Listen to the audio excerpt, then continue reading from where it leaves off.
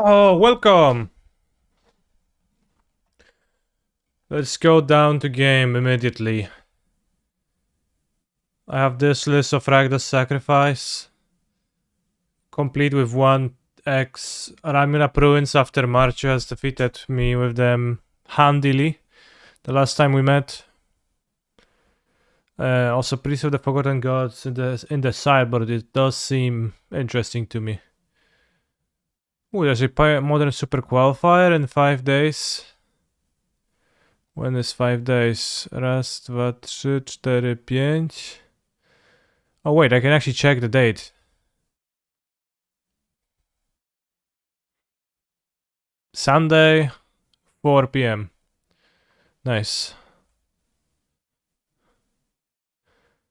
It's kinda insulting that they show me the date in the wrong,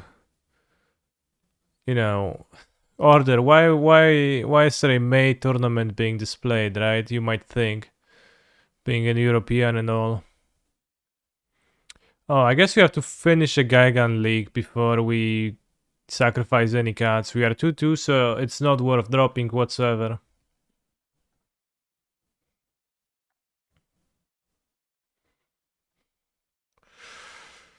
Twitch chatters.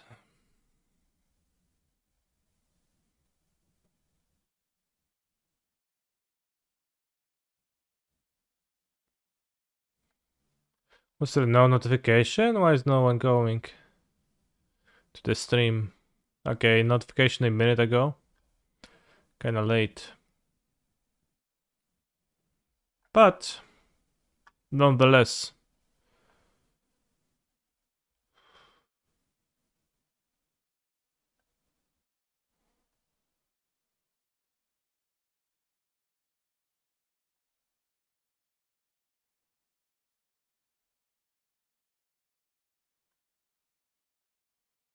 Nonetheless, you're gonna be gaming. Hello, Bobsy, welcome to the stream.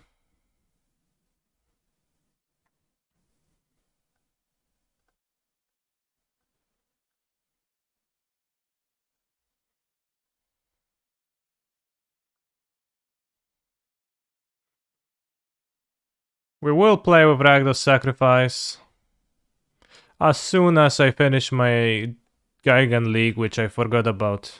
One more match to finish it, so let's just go through it. How am I today? I am pretty good.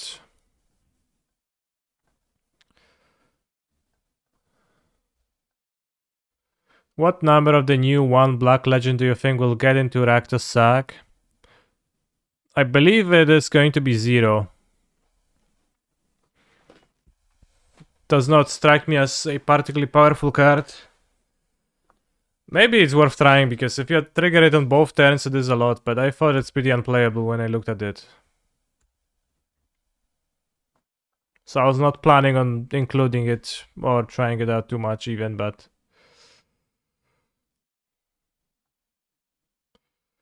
Also, Twitch chatters, I posted a YouTube video today, which is essentially my set review stream that is cut down into a very digestible and short format. If you would like to familiarize yourself with my ratings but don't have the time to watch the entirety of a 3-hour stream, then maybe that's just perfect for you.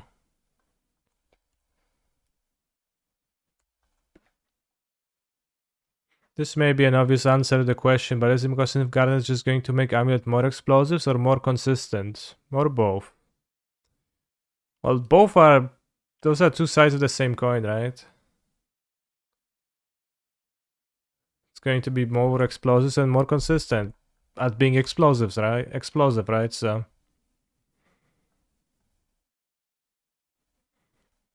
that's how it's gonna be.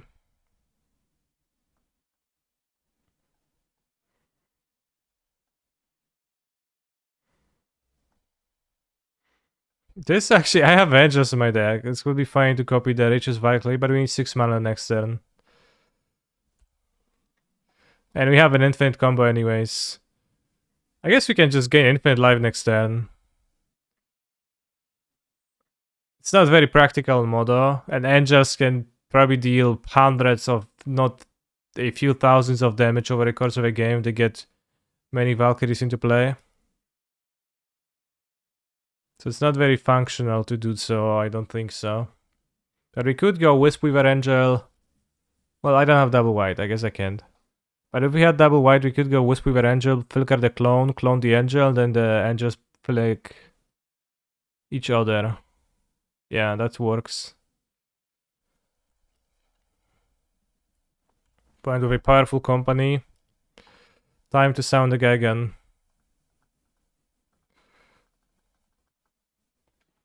Demon Kraken. Nice playlist, have a good stream. Thanks, and you too. Spark double, copy Gyruda. Anyone gonna play pre-release this weekend? I probably will actually. Given that I want to play limited, familiarize myself with the card seems pretty useful. I guess we're gonna get Kologon. Like, I have 19 life. And probably should have Kologon to block, just attack Fear with those two. I will play one, get it? One, yeah, that's so funny. Hello Canister, what is your opinion on PVDDR's opinion that Mono G is the hardest deck in Pioneer? Is that a new opinion or the old opinion? I remember that he posted something about that, somebody linked it to me and I responded with laughing emoji or crying emoji, I don't remember exactly. Like, maybe Mono Green is hard in the sense that every deck in Magic the Gathering is hard, but I'm not sure if I fully agree with that. Oh snap, they're gonna make a big board.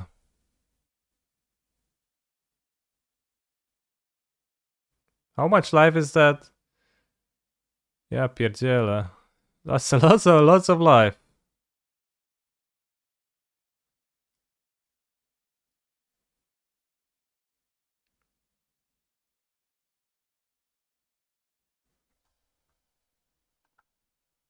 They could even just cast cards through Kolagon, like, easy.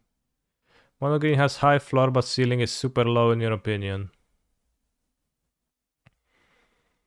Like skill floor?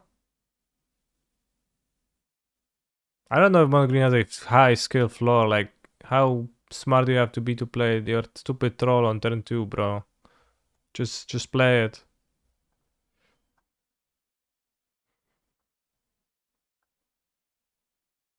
Pioneer difficulty ratings. Alright, you're gonna read it after the game then.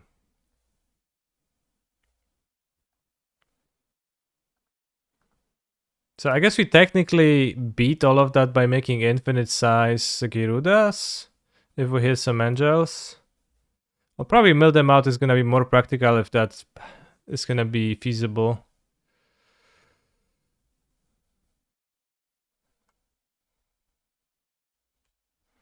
If we can manage to do that.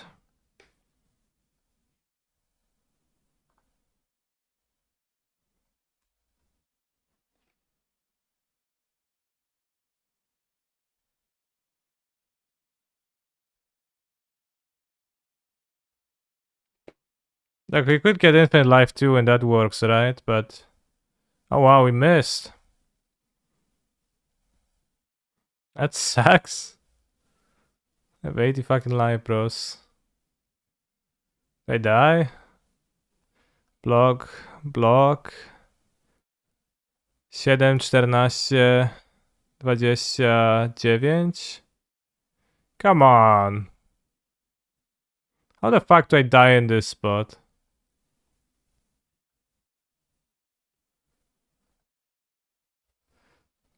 Every deck canister plays, high skill acquired. Every deck his opponent on, you just play your troll, come on. Exactly. Maybe they don't know, should have passed it there, and yeah, I gave my opponent credit here for being able to recognize that.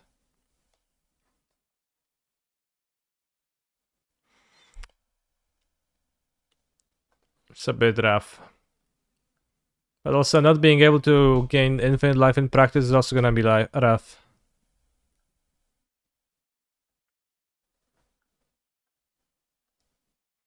Definitely needed to hit an angel at some point to do stuff.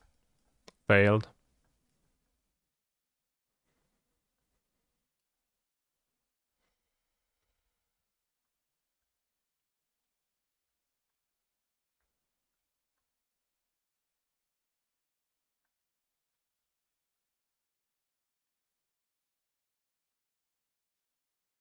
But sideboarding, we don't really. So let's take a look at the Pioneer deck difficulty ratings. Couple days ago, my testing team and I were having a big discussion about how Pioneer decks we consider hard to play. This inspired me to write this article, where I will be ranking the 12 most popular Pioneer decks in order of difficulty. But PV, why does that even matter, you might ask? That's a valid question. After all, we're not interested in bragging rights, and even though this might be cool as an intellectual exercise, it wouldn't be worth a full article if it wasn't useful. No Leyline of the Void in the sideboard. I don't have Leyline of the Void in the sideboard. Not sure if it would... Maybe it would be good if Phoenix existed, yeah. The first reason is knowing how much practice you need to be able to play it at a good level. If you have a month of playing Magic full time, then it's likely that you can pick up any one deck and learn it, but that's not the case for the majority of people. Okay, the second reason is the validity of public results. The easier a deck is to play, the more reliable the public data is for it. One good example is past standard format where the public results for Gruul Aggro were somewhat consistent with the professional results for Gruul Aggro, but the results for Demig Rogues were vastly better in professional tournaments than anywhere else. Damn. I don't remember if that was true, but likely it was. I think it was the case that you'd never run into rogues in ladder, I guess, which is why I never play against rogues and I die to them in tournaments afterwards. Well, go figure. It's not Rakdos Sacrifice. I know, I realize I'm in a league and I have to finish it, so that's the last round before we play Rakdos.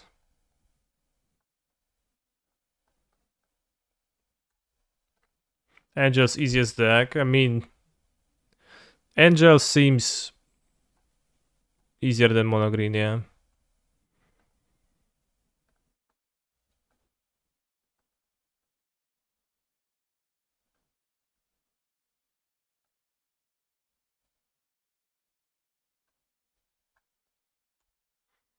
I don't know, Gruul has removal spells at target and Angels doesn't. I think Gruul is less play your cards than Angels is.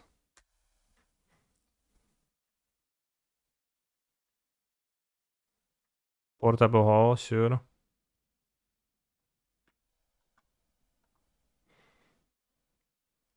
Angels players hacking love to board portable halls.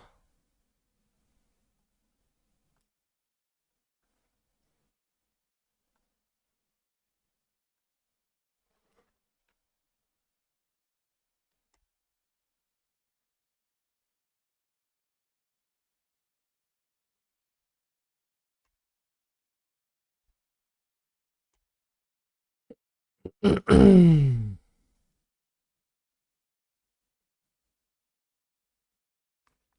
it funny how PV does one of these articles once in a while and people get offended.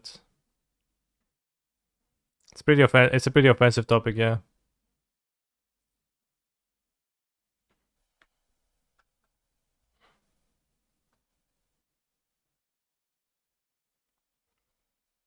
I agree, Barczek.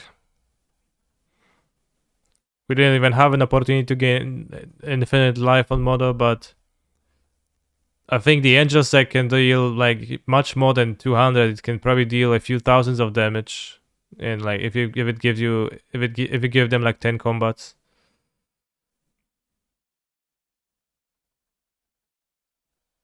There's Planet Angels that does scale a lot.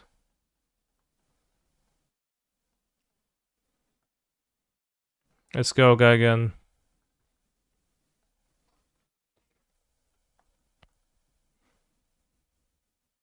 You played Vehicles in Sofia. Best decision of your life. Good. Angel. Who's playing Angels now? I guess you have infinite life, but I don't. It's not. Doesn't work in practice.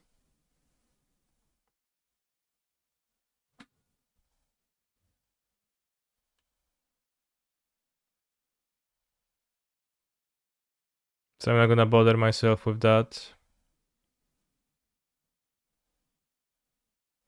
Now you have infinitely sized angels. Not really.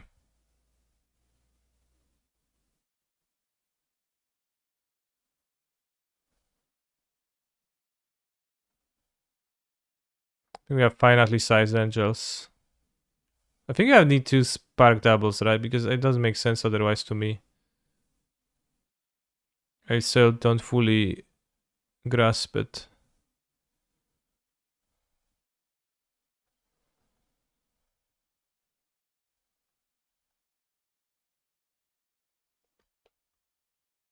One double is enough for another clone. I don't understand it. But I trust you.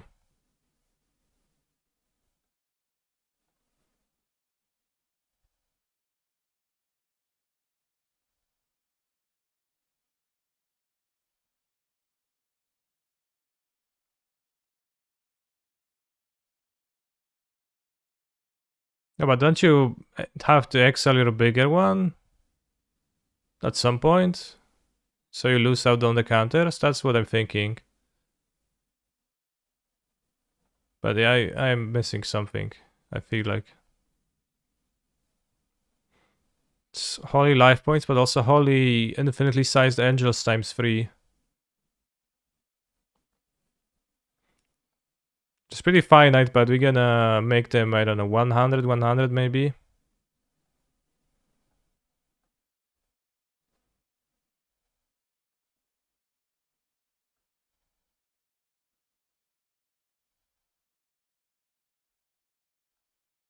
Let's optimize further. Let's move this like this, probably the closest.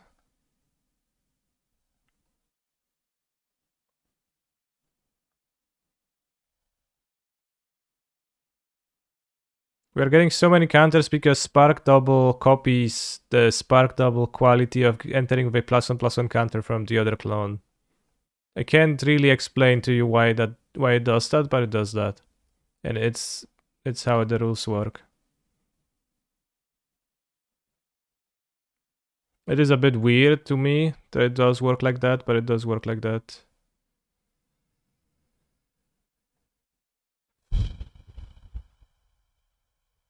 That's how copies work, right? Like, no need to explain. Well, clearly there is need to explain as Seru Suro doesn't understand it.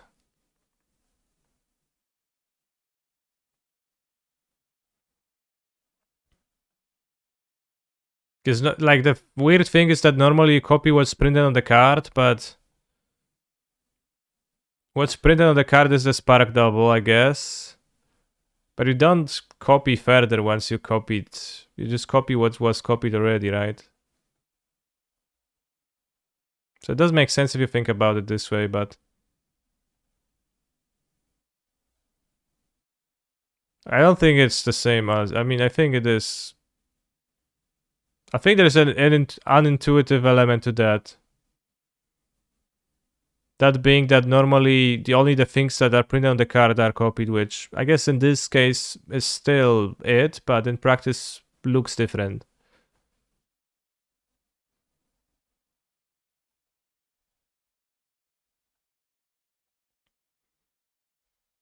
He's a phenomenal control player. Chatters, don't forget to use your free Prime Gaming sub on your favorite streamer. Streamer. Thank you very much, SGD Berry. Nice sacrifice deck, Mr. Streamer. Thanks, I knew you're gonna like it.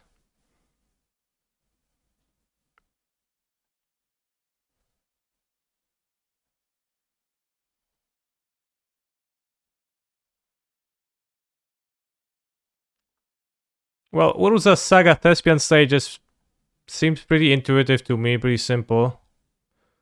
You just give...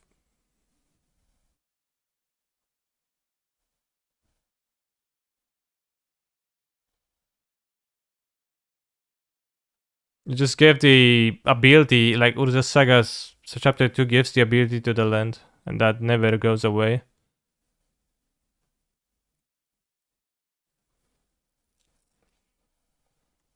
Probably could make this into a big angel tool at this point.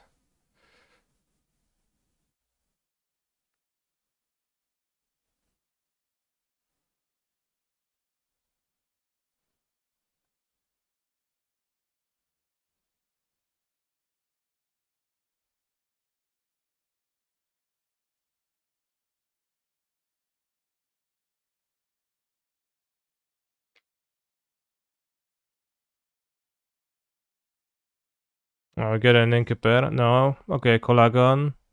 They put it in Toski against me. What the hell? Bros. What?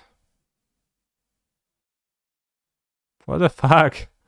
What makes you look at this matchup and think, oh yeah, Toski looks solid. Toski looks perfect for this matchup. 24, 29, 49. Raz, dwa, trzy, cztery, pięć, sześć, siedem, osiem, dziewięć, 10, 11. Okay, I checked if they overboarded because Giga and Mill, so maybe they were scared of that, but no, they just... Maybe they didn't have anything better. Well, they could not sideboard.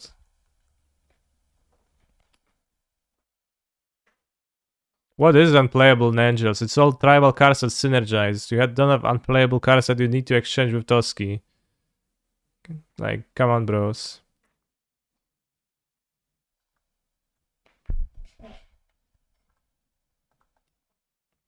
Maybe they're scared that I have extinction events in my deck, which I could.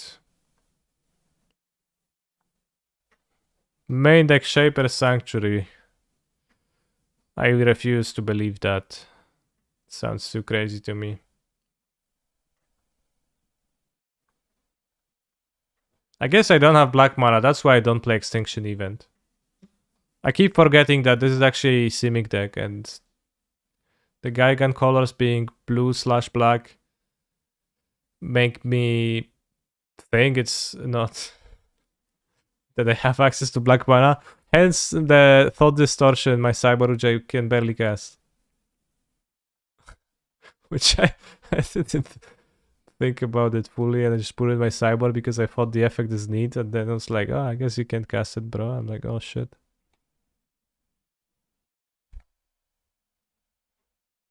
We have to spend the energy, and then we go Caryatid into Innkeeper.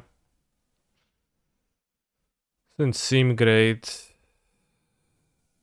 This has more mana, seems better. I put back the Angel, keep mono mana.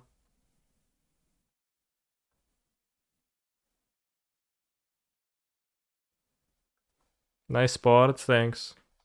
I mean, you can use the port to Caryatid and Innkeeper, so it's not fully dead. And also, there is the Ether Hub and Crystal Grotto, so you do have sources.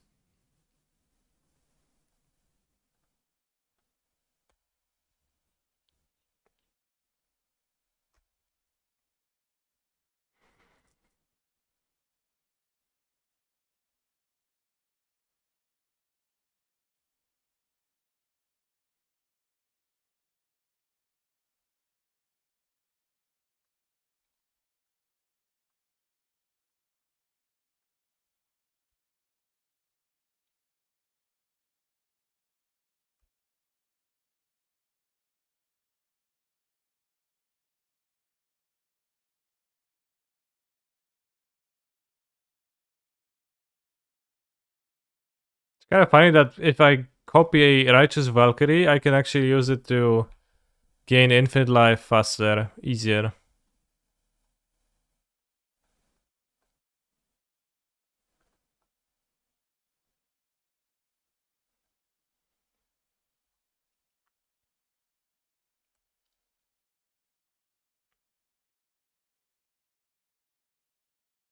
Now we're ready to top like an untapped land on the next turn. If not, then we can go maybe Innkeeper, indeed, Innkeeper into copy the Valkyrie.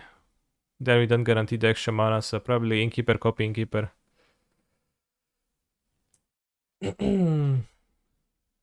Exclamation mark title. I promise you, I'll play Sacrifice right after this. I just had to finish the league. Okay, so we don't have mana on the next turn. But we can play Innkeeper Caryatid.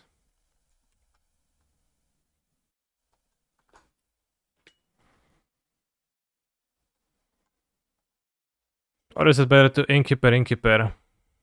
They can kill a treasure. They could use a portable hole on that though.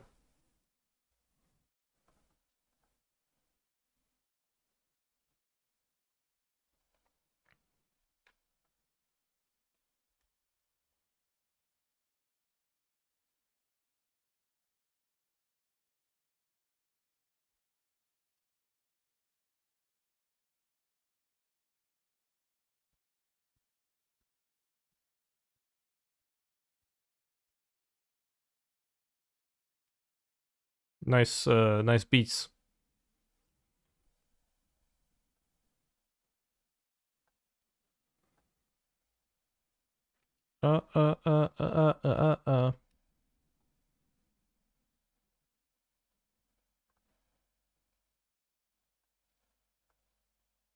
By this floating 5 white mana, which is scary. Is Kyla gonna get reconstructed? No, it's just a company. Haha, they did not cast it in the upkeep, haha. Oh shit, do I die? 1, 2, 3, 4, 5 plus 4 razy 3, 12. I actually have to block. But we can block.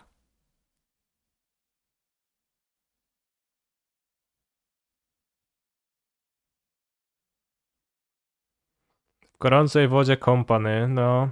Treta.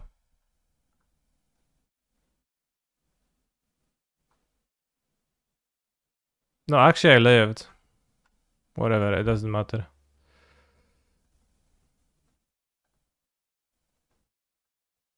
It doesn't matter to live.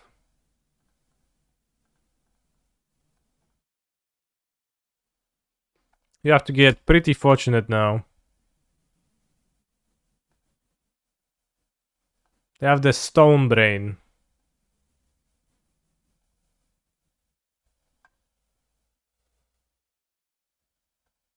Actually, I should keep the original Gigan because if I hit a clone, if I hit a flicker, that's bad for me. Just make infinite angels and hit Kolagan, yeah.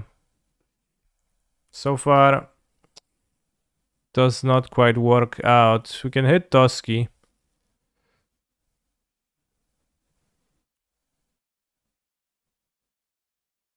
Angel. Can also just mail them out if we get lucky.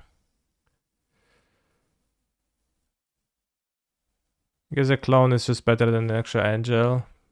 Because cloning the angel lets me make an infinite.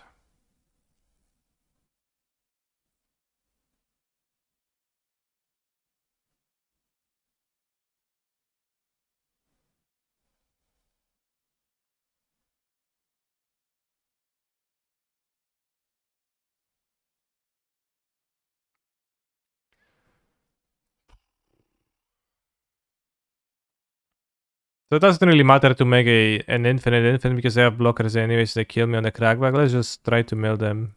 I don't want to get bothered by the clicks.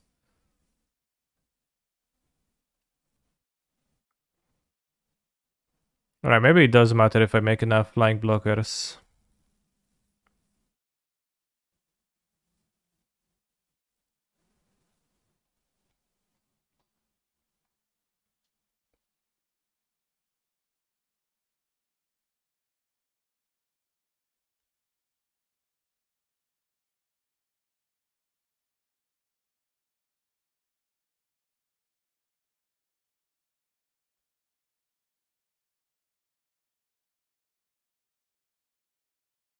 So the relevant rule for Spark Double is 799C. 706.9c. Some copy effects modify a characteristic as part of the copying process. The final values that characteristics becomes part of the copyable values of the copy. Okay, so there is literally a rule that just describes that it is true. Good.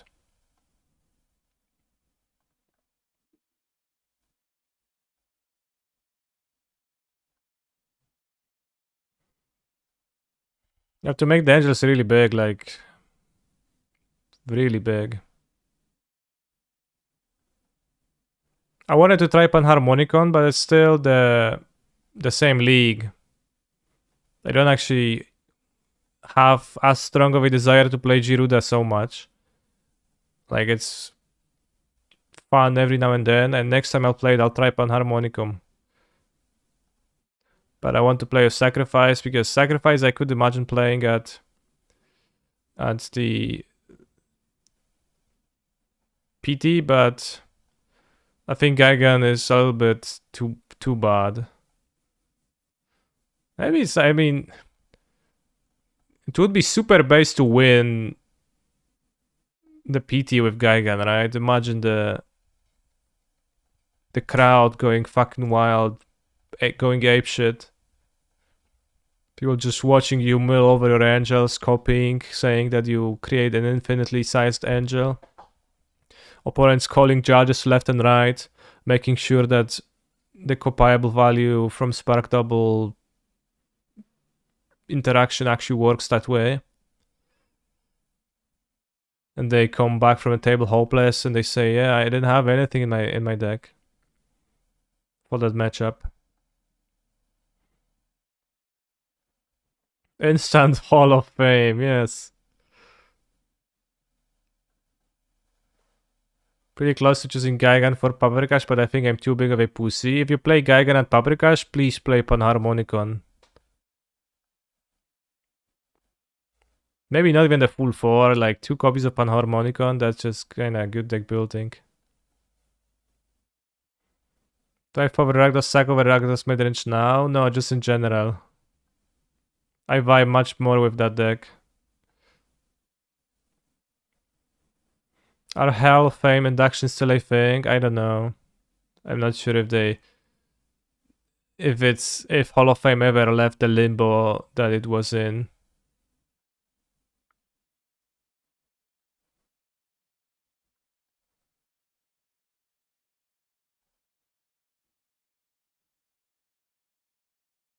Well, Aleshnar is... yeah, it does not work with Gaigan.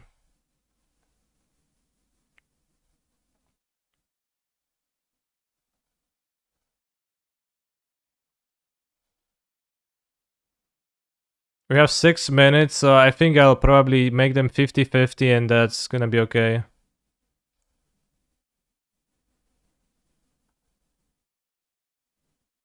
For now, we're gonna stop. We're gonna copy the impersonator. Copy this 4949.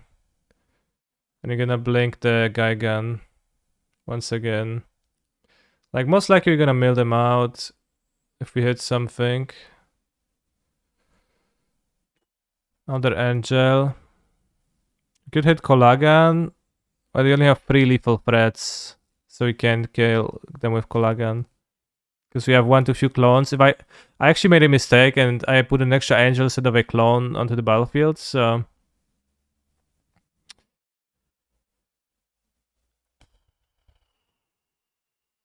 your lethal threats also aren't lethal. Oh yeah, that's true. Yeah, but if I hit another clone, I could make them lethal then. I would make them lethal. I think in 5 minutes I would be able to, and with 4 lethal angels I would be able to do that. So let's take the angel and let's blink Gaigan. Let's try to mill them. Just need 1 more. Alright. No deck, bro.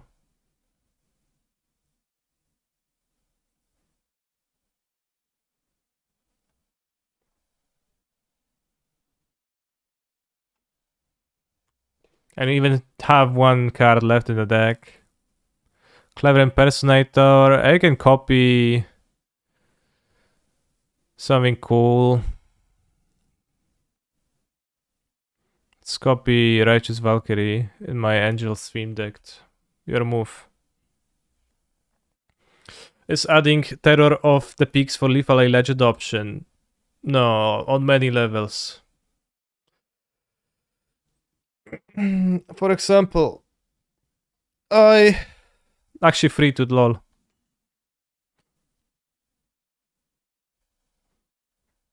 Sure, you can message me on Discord. We can talk about Gaigan anytime.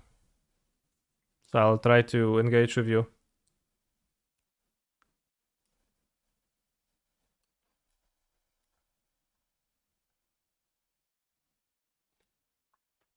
I mean, Colagan is the card that kills. Terror of the Peaks is odd costed. It doesn't work because it's not in play. Because a Gaigan will not produce more than one Gaigan, and you can gain infinite life in paper, which is convenient. Like against Angels, you can just say that you gain millions of life. How much is a million of millions? That's a trillion, right? Because 1,000 million is a billion, then 1,000 billion is a trillion, yeah. So you say, I gain trillion life. Can you take a screenshot of the Gyruda deck? Sure. Although it's rough around the edges. Because I have black cards in my sideboard and I can't have...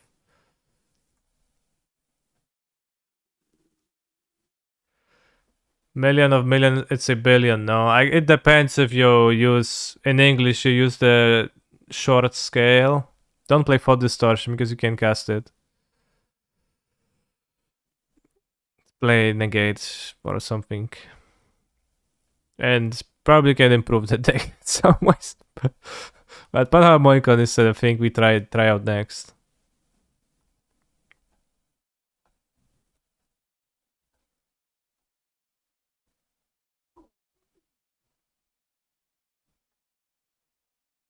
Yeah, 4 is a lot. Oh, just 2 Panharmonicon. Alright, 3 Panharmonicon, and you can add 1 clone.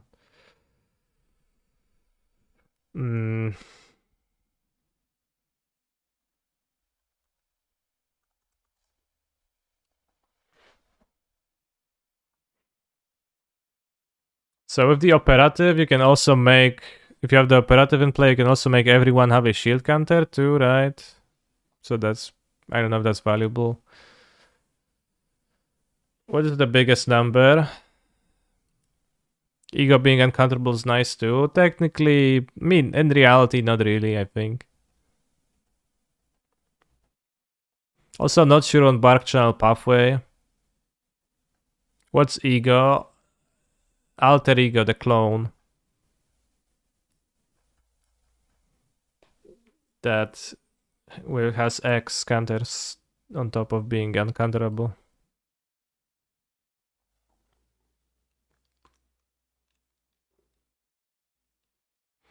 Just have a paper with 10 to 10 to 10 to 10 to 10 to 10 to 10 and say I gained this much life. Yeah, I don't know if there is any... I think the rules say that it has to be... That Magic uses natural numbers? Wait, are negative numbers natural? I don't remember. Die to 10 poison counter, true.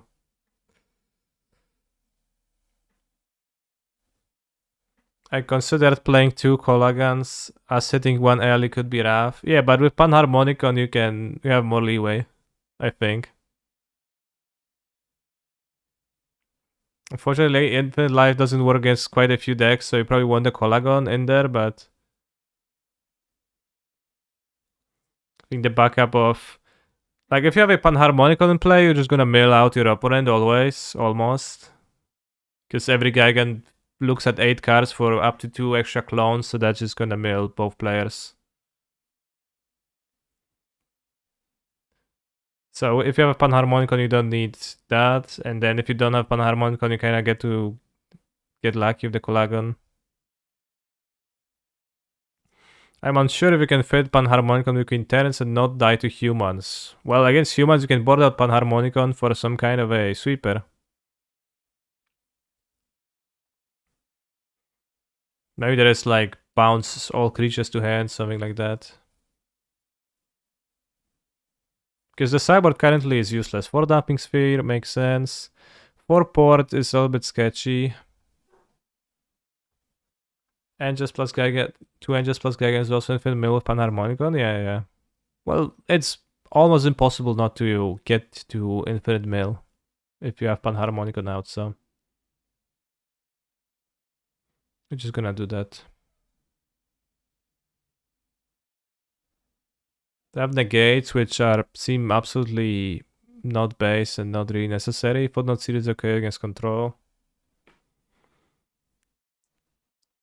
Hmm.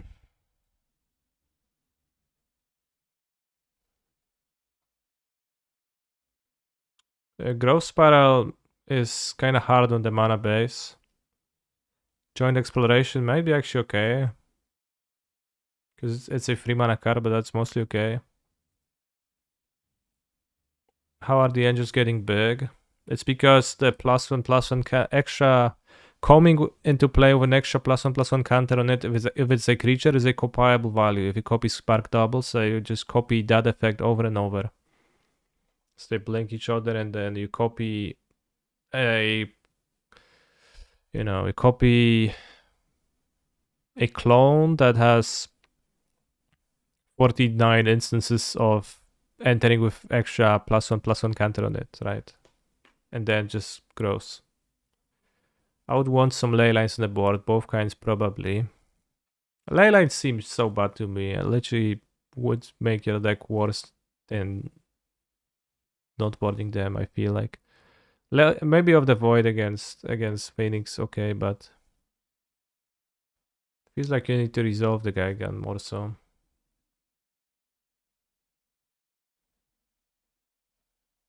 This doesn't seem to matter to me.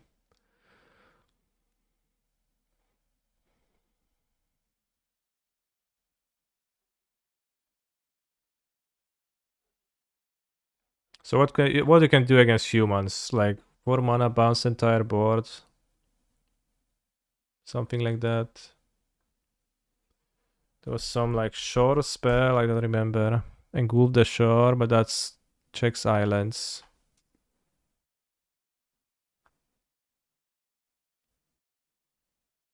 Whelming Wave. Okay, that sounds okay. Well, it bounces Caryatid.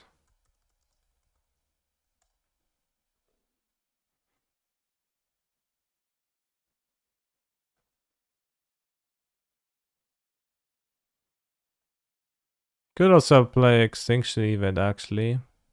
But I think that's not perfect. It's Skagan a Kraken. It's a Demon Kraken, yeah.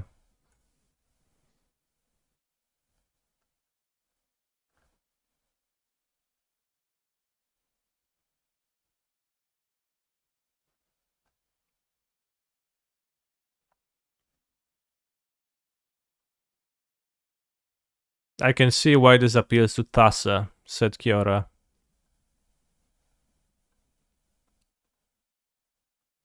Very well put, Kiora. I also have 3 Blossoms in this deck, which I don't fully like.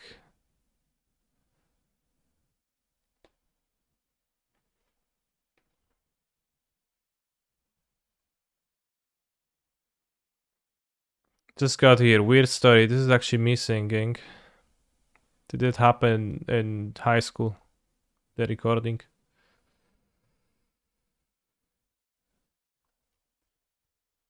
Did they nickname you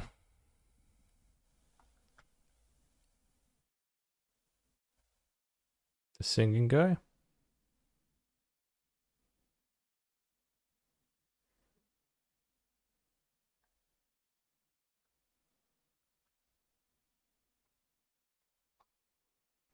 Not overwhelming, not underwhelming, just perfectly whelming, yeah.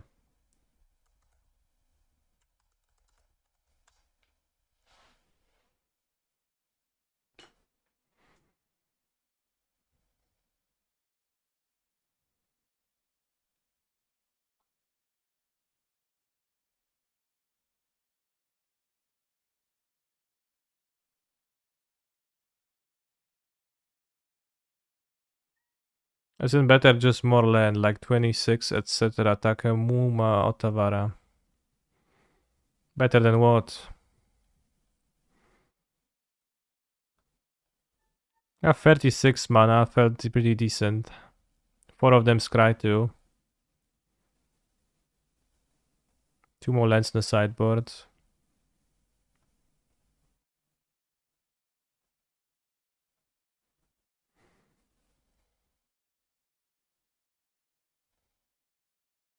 Have 17 clones and 3 Admother Gigants.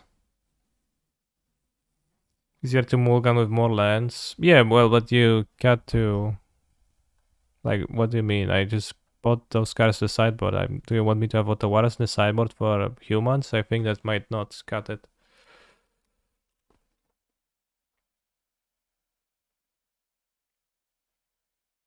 Gigan is based AF. Yes.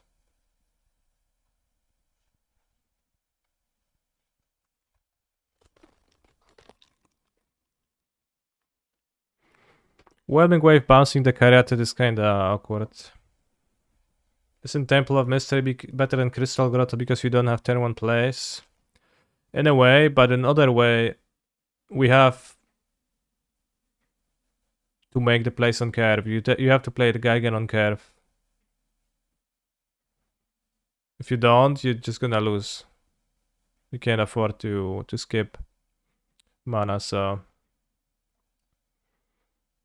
Grotto also has a source for Fodnot Seer from the sideboard, actually, so...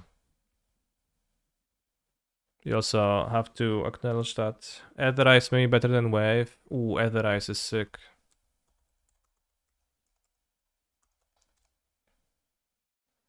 And maybe some kind of a fog is better, probably is. Yeah, a fog is gonna be better, like Aetherize. We don't need to bounce the creatures. And fog you can actually weave with other plays. Is there a better 2 mana fog? Text. Prevent all combat damage. Format. Modern, no, Pioneer.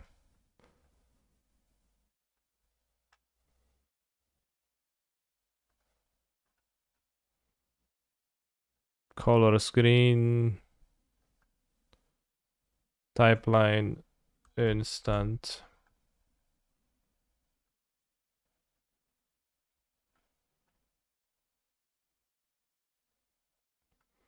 Mana cost. No, mana value equal to 2.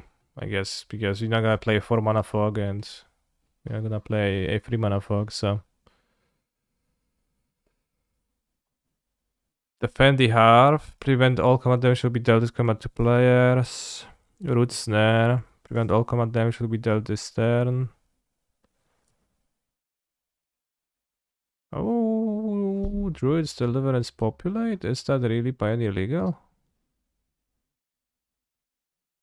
Oh, Return from Ravnica, that's the card. So Populate, is that the best? Is that better than Haze of Pollen? Can populate a treasure?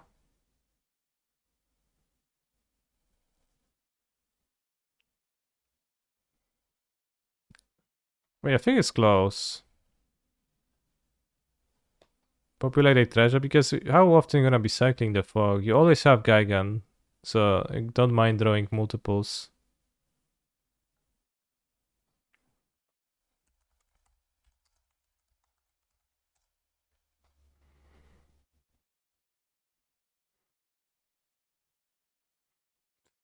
Populate works only on creatures, and you're gonna play Haze of Pollen. Creature token, it is true.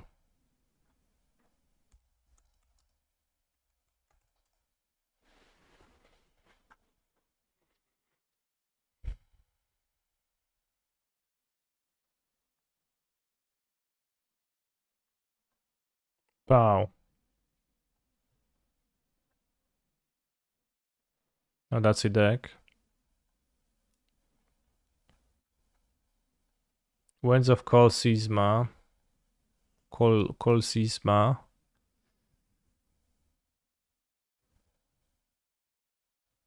Well, I think cycling seems better than this. If you counter a creature for a great instead prevent all commanders with your opponent's control. Yeah. I think Kal Sisma does not impress over Haze of Pollen.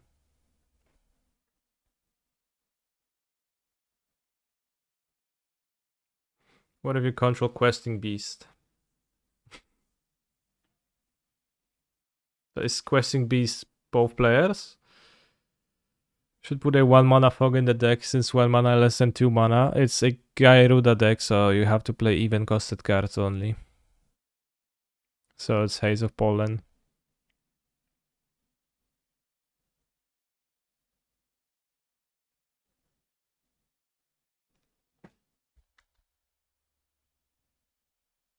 Haze of Poland, well put.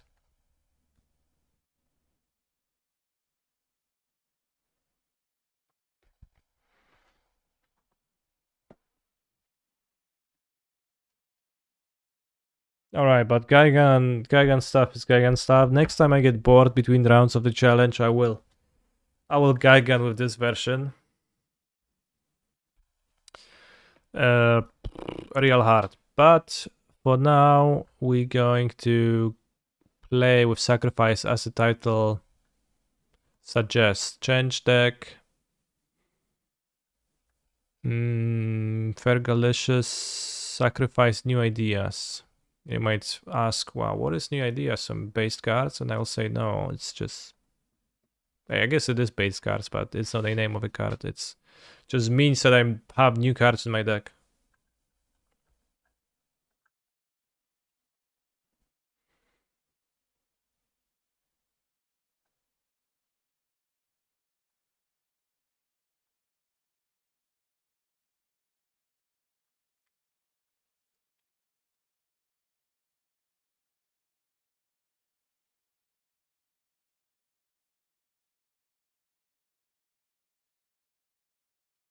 When is one legal? On Modo, it releases on 7th of February, which is in a week, next Tuesday. And it's probably EU evening. It typically was around 7 p.m. for the EU people. Third IRL, I think. There is pre-release this weekend, which is the release. So I guess, yeah, it's third. I'd argue that the Gigan deck is basically a sacrifice deck since you sacrifice your play points for basically no chance of winning anything. I went 3-2, bro.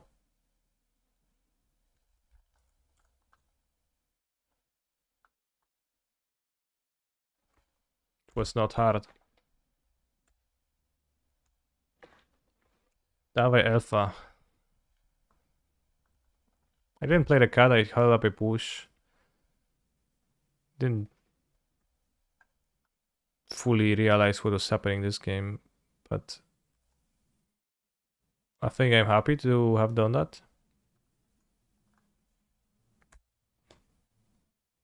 Can discard the familiar too with the blood token. Potentially. Spirits.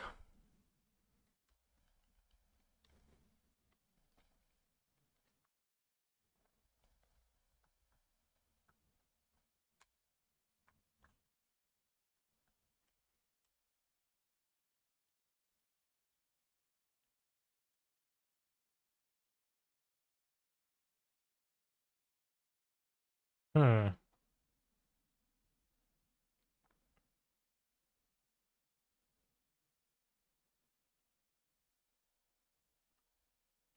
So intend to block?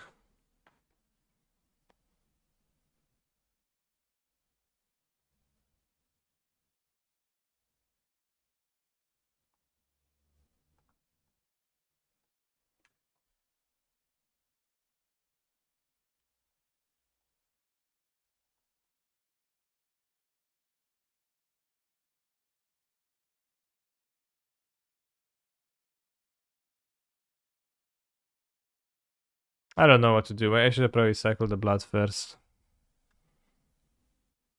Maybe discard the familiar. Still. Okay, that's a combo. But I think I should have cycled the cat first before pushing if I pushed. Pretty obviously.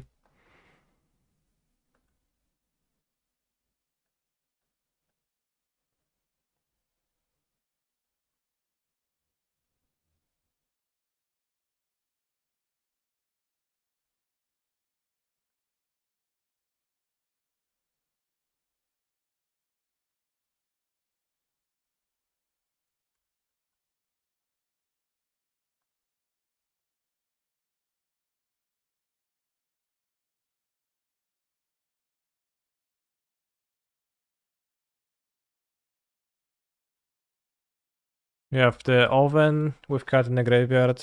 Yeah, the 13 life seems good to me.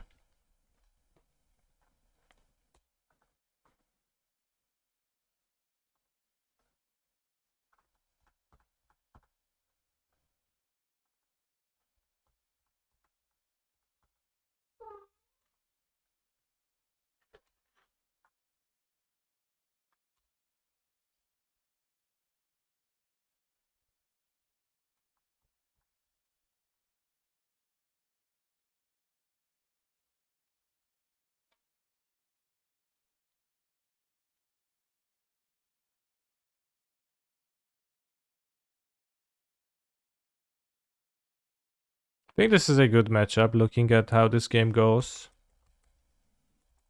What are your thoughts, Twitch chat?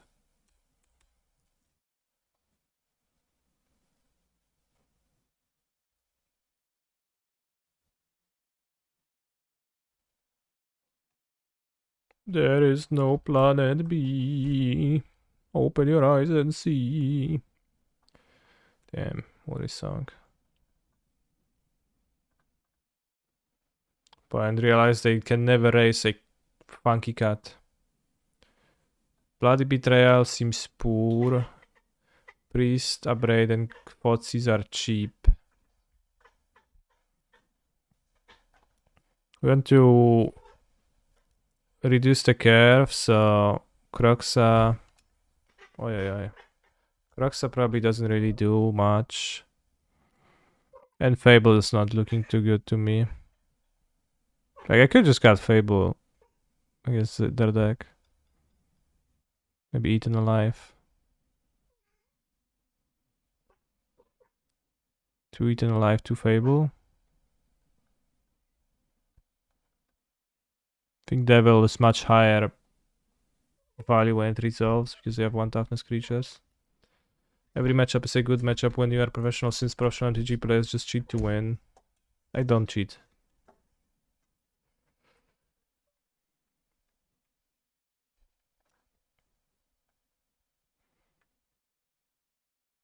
And many of my matchups are pretty hard, so I disagree on many. They have Graveyard High Game too, maybe.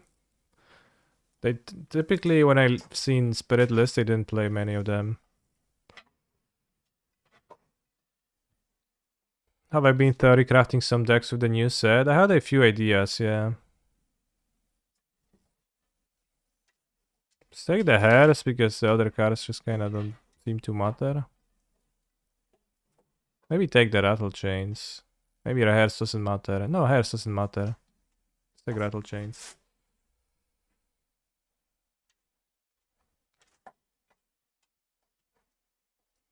Been theory crafting some decks, yeah. I don't have the deck list to show to you too, because I only theory crafted them and not actually crafted them, so.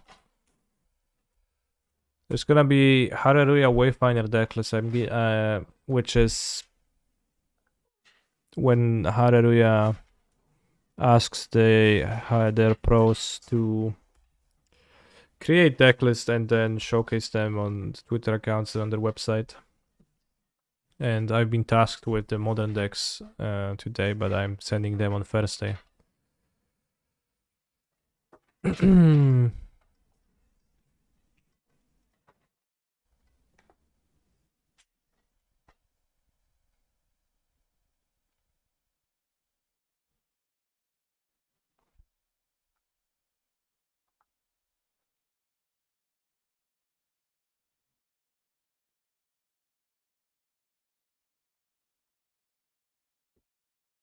Let's go Fable.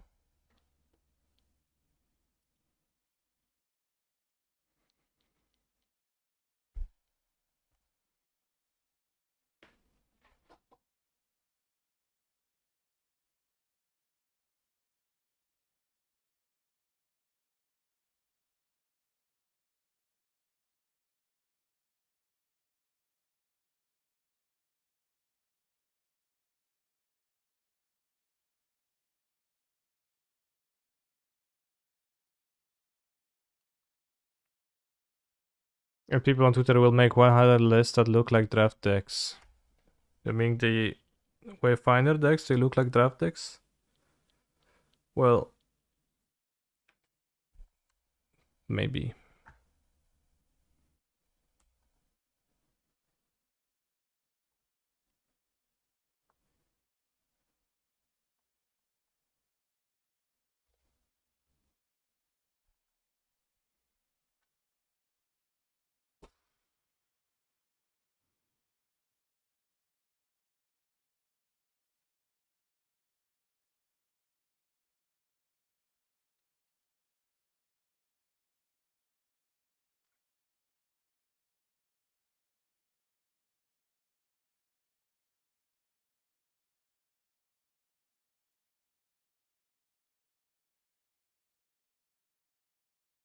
$100 decks is a lot of decks to make, so well, you will end up making some poor ones for sure.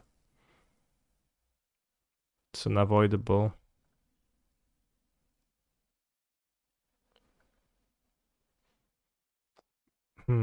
Actually, kinda awkward. Because I'm limited on red mana, I should have not played this pathway on black immediately to go with my turn. I should have... Well, you can make a treasure if we want to.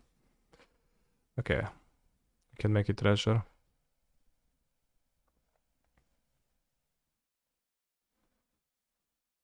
I mean, I think 100 Bruce is kinda cool, yeah, I don't hate on that idea either.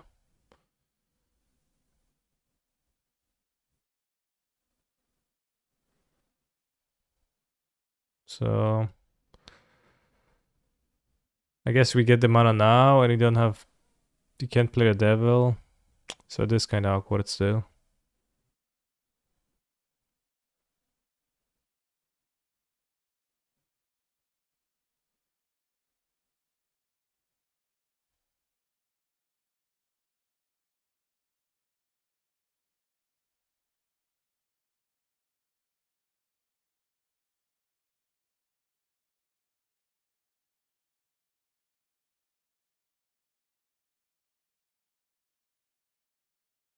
Until your next end step, so we only have this now to play those cards.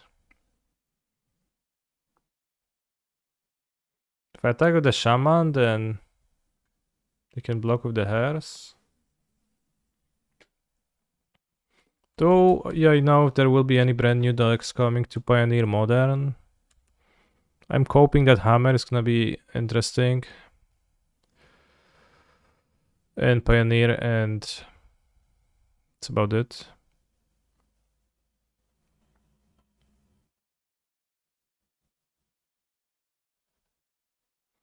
You can watch my new YouTube video where I talk about the cards I like the most from the set, which I uploaded right before starting the stream today. So maybe you'll find the answer to the questions you're posting in that video. I did a set review yesterday and I cut it down to a digestible format, so you can take a look into that. Ascendant Spirit, okay.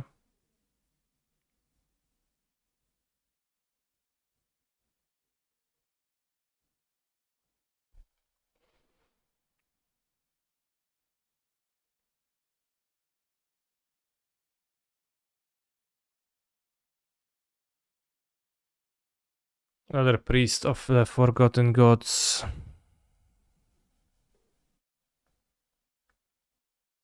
They can exile my cats for sure.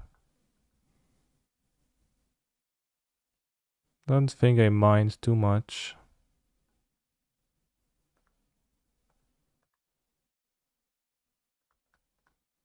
Ascendant Sprite. Ascendant Spirit. That does not even sound similar.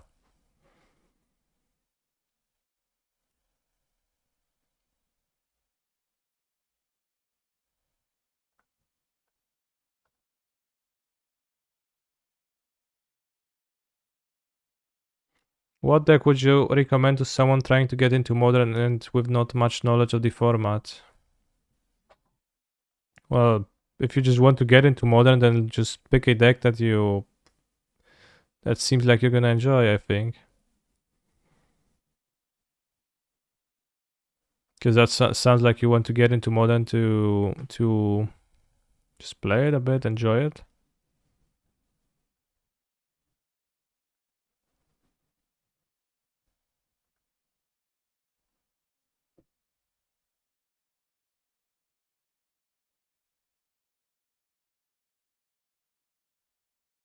Do I die? If you're trying to win, then, well, I don't know, maybe Rhinos is like probably a relatively simple pair. Actually, I'm dead to the Flyers.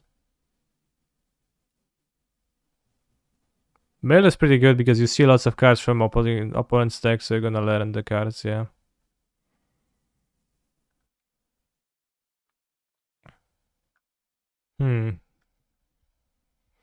Alright, on the play we should have an easy time.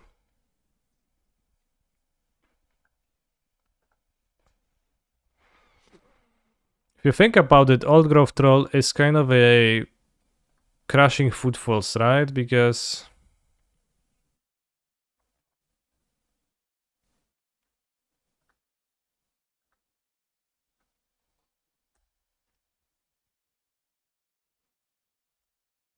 it's a 4/4 and then it's a 4/4 again.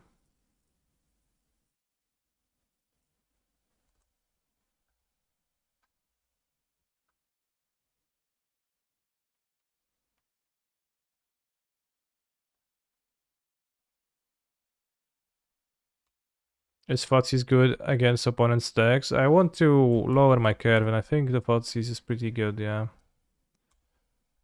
Because playing Fable seems truly not good to me.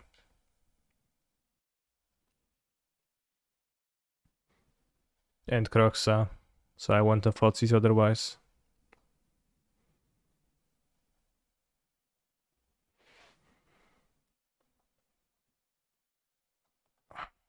Let's kill the Wanderer. Actually, if they have the Shacklegeist, that way we can sacrifice the cat on the next turn. Because I think we need to cast a Deadly Dispute. Was run.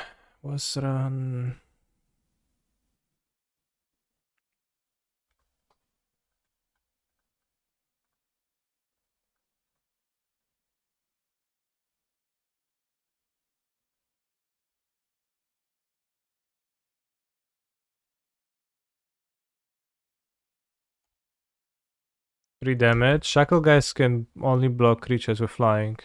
But yeah, that was free damage, I guess.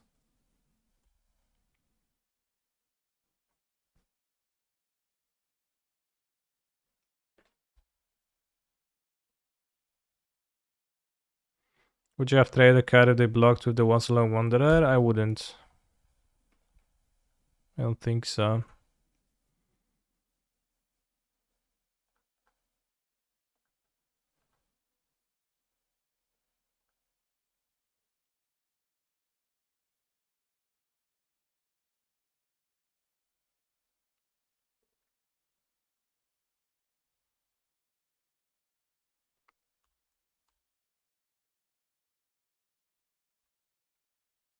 No, I wouldn't have traded because of the two disputes in my hand.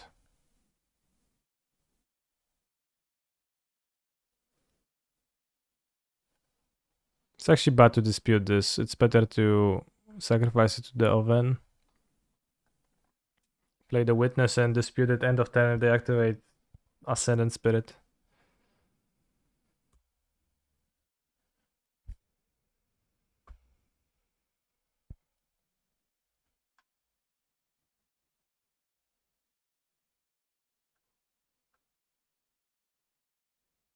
So you can have the card till the next end step and we're all fine and dandy. Meat hook seems okay. I would play meat hook if it was Giganta compatible, but it is not, so I don't.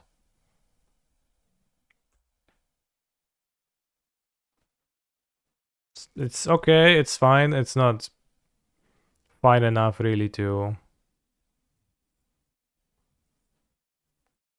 not play companion, I think.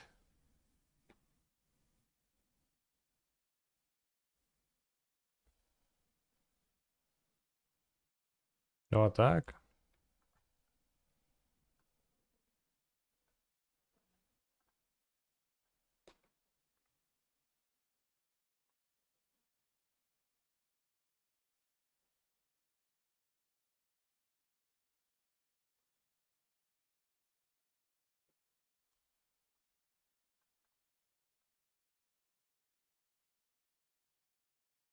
Maybe worth severing for matchups like this.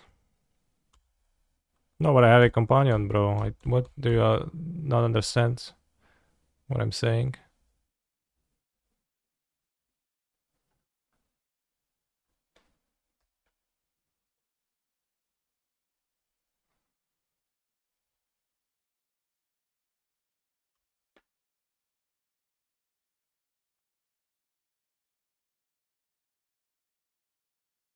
Currently, I have 2 priests of the Forgotten Gods. Ooh, that's spooky.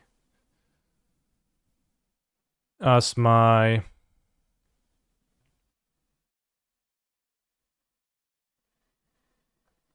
anti-creature or anti-green deck, I wanted to try priest versus green. Seems okay.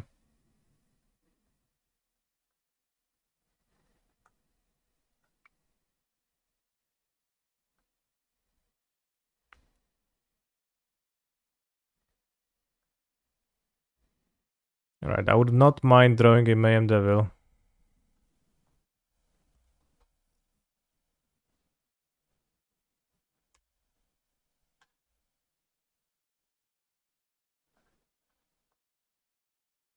Let's check the card.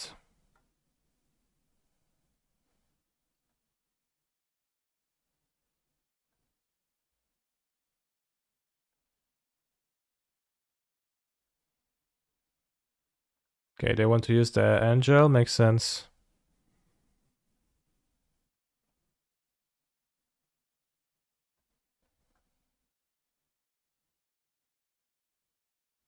Sake Treasure.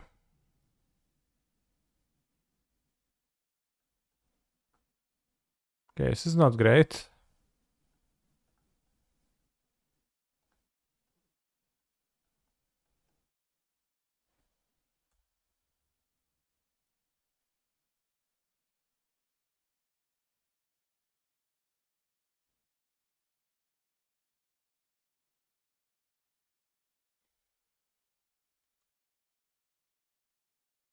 The same guy that took the walk to Poland, crazy stuff.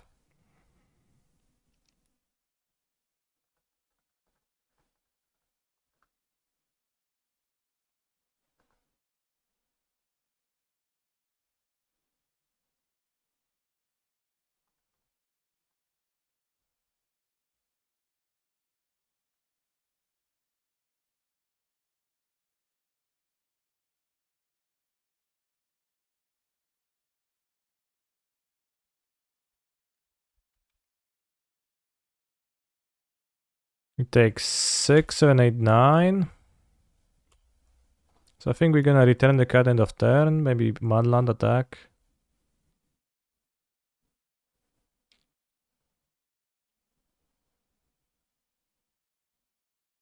Opponent's gonna draw 2 cards.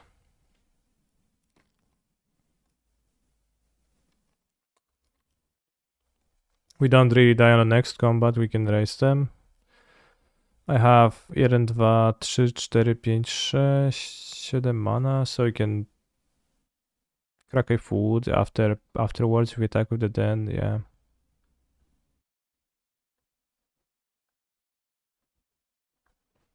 Even more mana with the treasure. We need to spend that.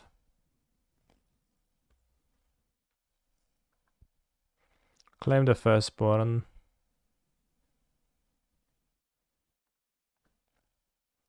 Give.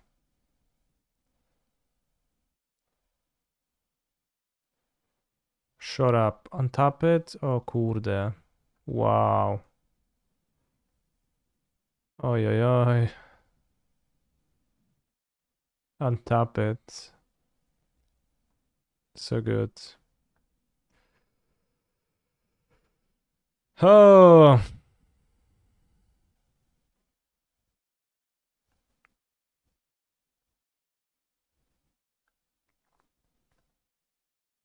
Can put 2 counters.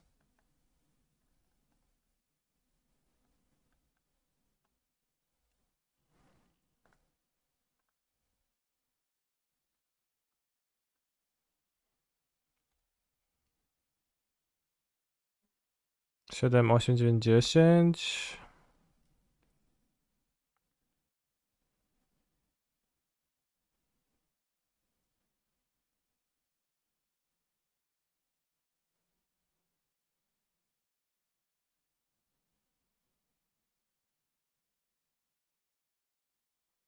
We're not dead, chat.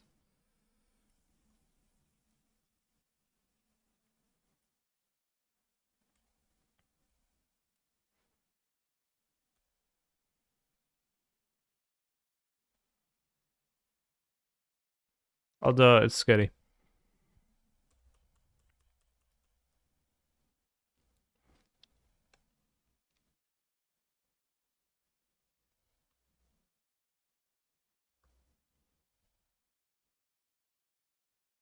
That's a draw.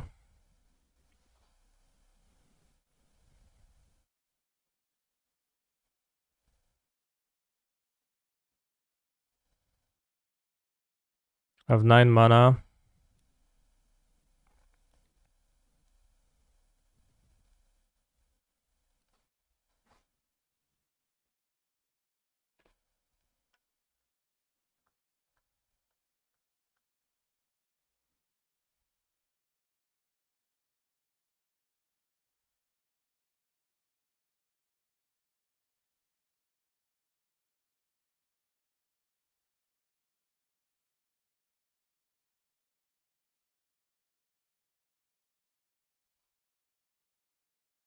Hive does have Menace, yeah.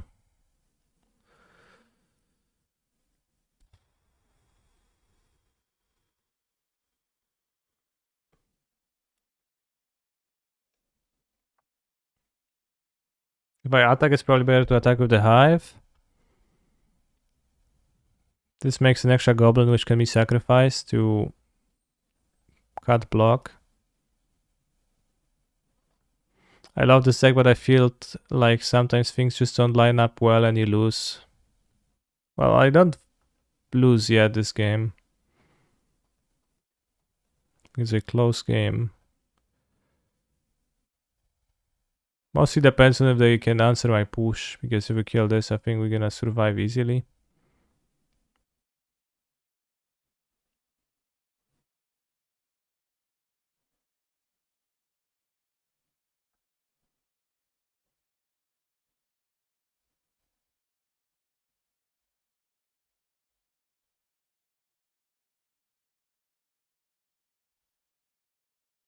Skilling Wanderer out of the picture. They haven't, so yeah. Seems bad.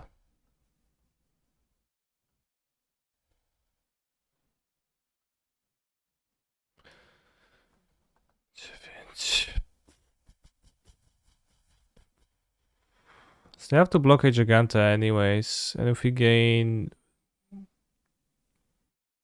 gain lots of life. 9 life.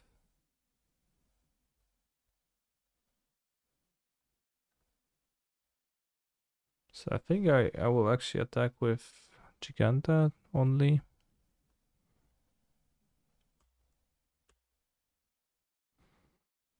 I think I'd attack the same main had lethal.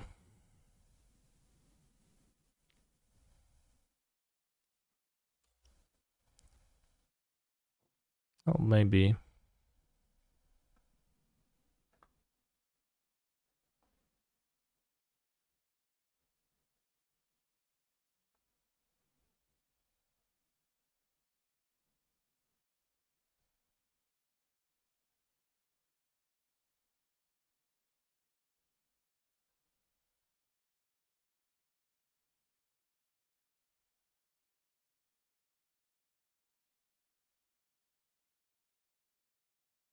Okay.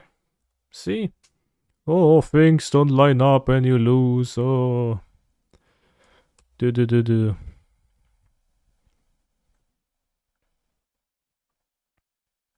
I'm sure that this fatal push lines up quite well against this Ascendant Spirit.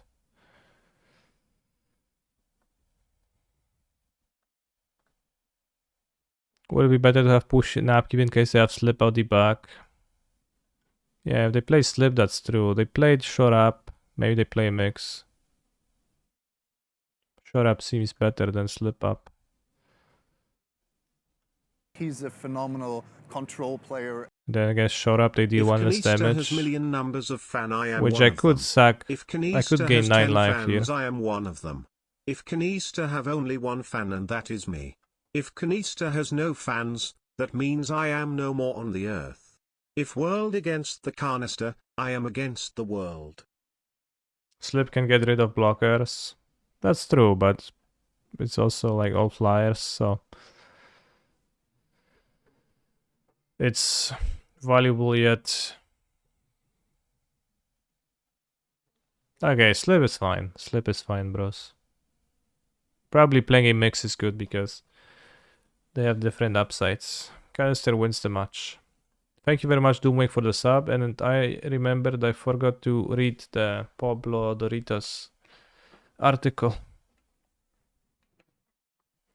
The third reason is for playtesting purposes. Some decks will give you accurate results if they're played by anybody, and some will only give you accurate results if they're played by someone who has experience with them. This is important to recognize when you're testing for a tournament, and something that we include in our calculations even inside our professional team. If a deck is very hard to play, then we trust the result a lot more if the pilot is experienced.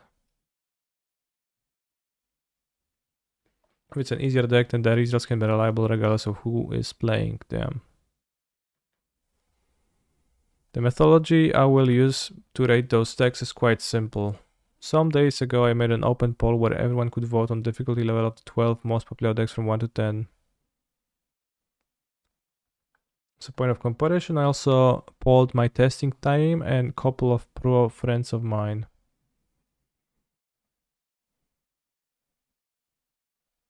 Angels. So 2 people said Angels is 10. Do you think they were joking or true?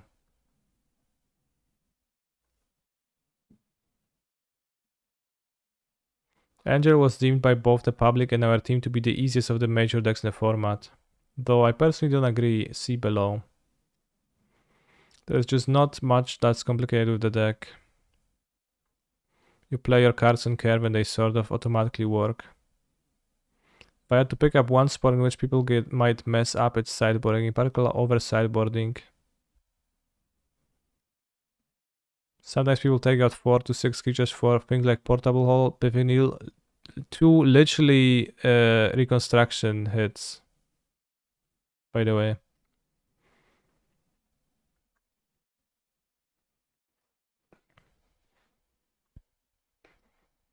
Mono White.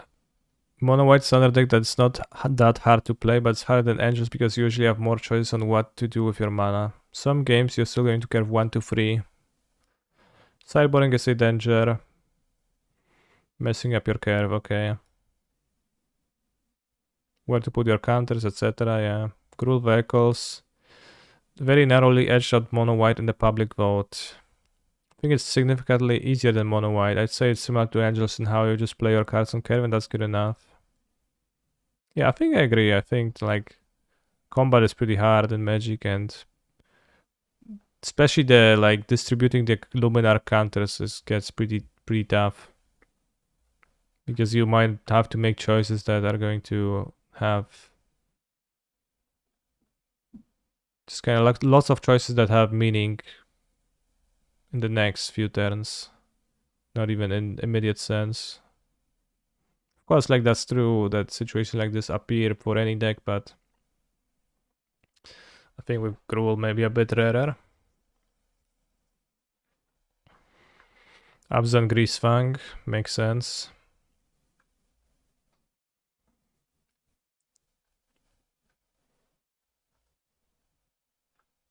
Gruul 1. Oh, because he ranked the order.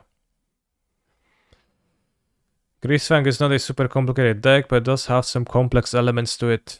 The spread of my team is kind of funny because most people seem to think it's much harder, but 2 people give it a 1, so it averaged to only 4.7.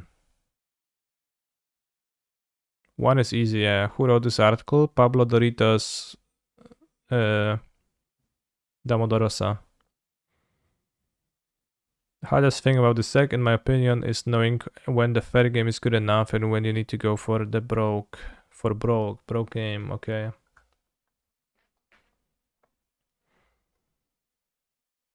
Spirits. Everyone seems to be in some agreement when it comes to spirits, though the graph is kinda interesting. It's not flat like the Greasefang one. Spirits, some of the games with spirits are very easy and some are very hard. Namely, the ones you're winning are easy.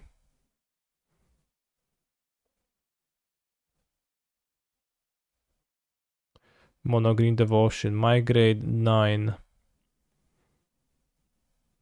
This is the first huge difference between the public perception and our internal perception. I think Mono Green is a deck that seems easy to play because all the time it just throws its hands on the battlefield, but actually has some aspects that are quite hard. Hardest deck to play in the format. Damn. Not hard in traditional sense. It's hard because a lot of things about the deck are specific to the deck. There's a lot of counting involved, an infinite loop that's quite convoluted, and just the card in general can be very hard to play with. You don't need to be a magic genius to play mono green, but if you don't have experience with the deck in particular, you will not play it properly even if you're a magic genius. I guess there is truth to that. But still, bro, how hard can it be to play your troll?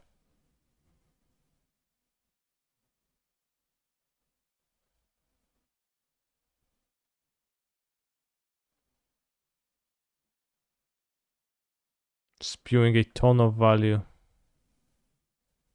by not sideboarding.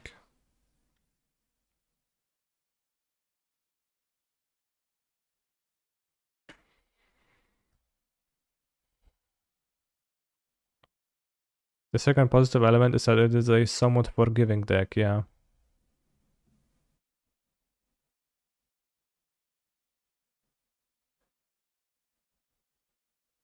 I mean, the thing I was saying is that I think green is a high floor deck. Just for the fact that you can sideboard the deck is easier than the rest. See, this is where you're wrong. However, this is a double-edged sword because people assume there is no sideboarding, and that's definitely incorrect. A lot of the time, you are supposed to sideboard with the deck. You're supposed to sideboard your Haywire Mites or Cityscape Levelers. And people spew a ton of value because they don't do that.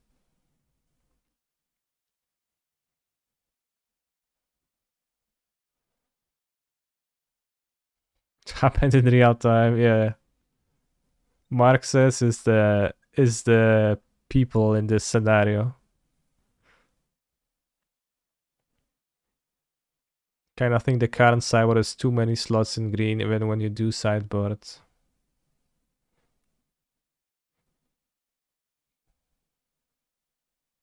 There are cards you almost never get. Like what?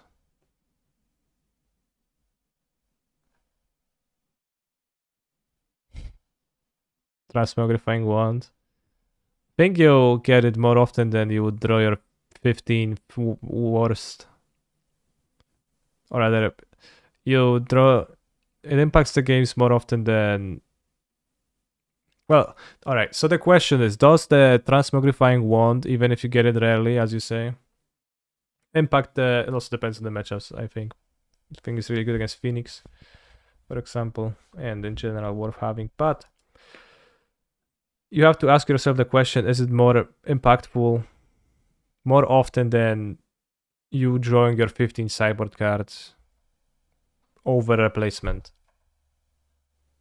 It is kinda companion like problem, so you probably are better off playing the wand.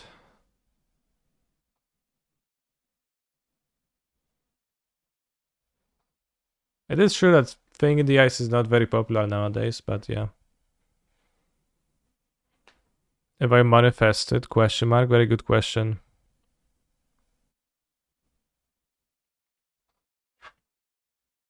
Well, of course you have to compare to one to the replacement.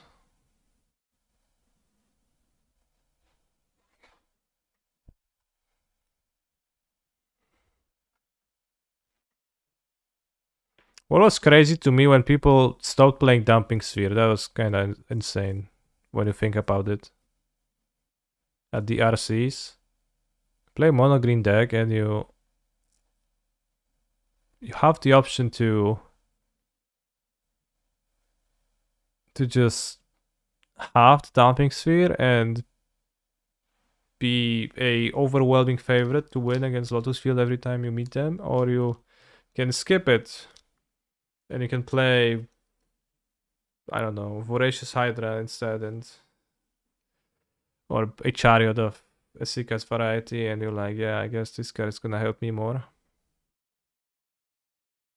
It's a bit, well, I guess it's not impossible, but it's a big gain if you play against Lotus.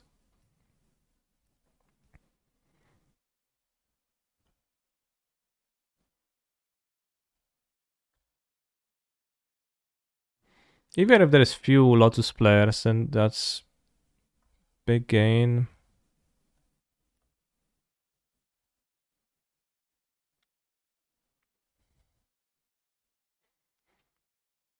Mr. Streamer, I've seen you play with Portal to Firex and Mono Green. How was it? It sucked. Or rather, it didn't suck. It just was irrelevant. Never was close to summoning it, and it was really bad. Had opponent Side and Stonebrain versus me to have a mainboard piece instead of card -2. Yes, that's a common sideboard strat against Lotus. Mulling is often harder than playing with most decks. I don't think that's true. Just because mulling is one decision, I just know, like, people say that I don't, maybe I'm in the like 30 in the IQ curve meme. I'm like at the 30 IQ with sideboarding, with mulliganing being hard, or rather not thinking mulling is hard, but Hammer is okay to play but hard to mull. I disagree. That sounds like it's important to mulligan well, yeah, but it doesn't sound like something that makes sense.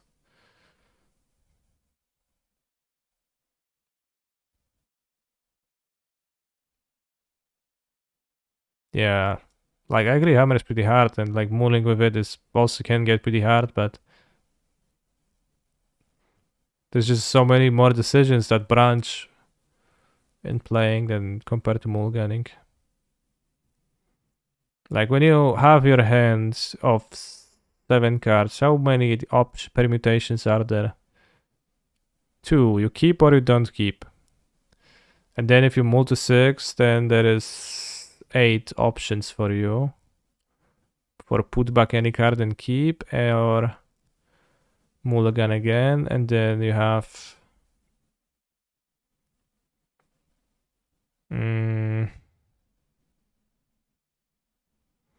then you have many more options. Because you put back 2 cards from 7, so I can't count anymore.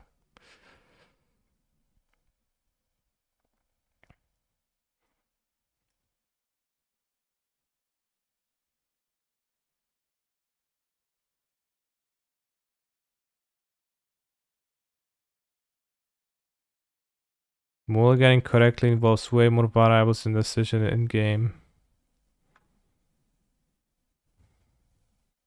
Sure, bro. Believe what you'd like.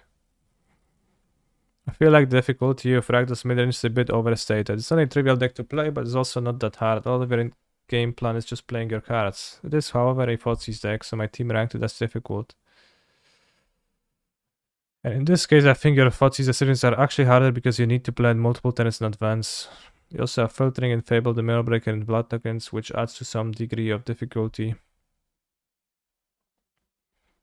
I think part of the reason I don't consider this deck harder is that I feel it bails you out a lot. So it's a good deck.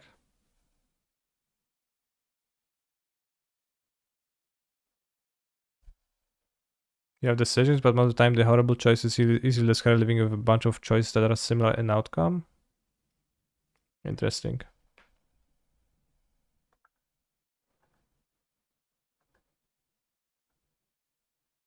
Enigmatic Fires.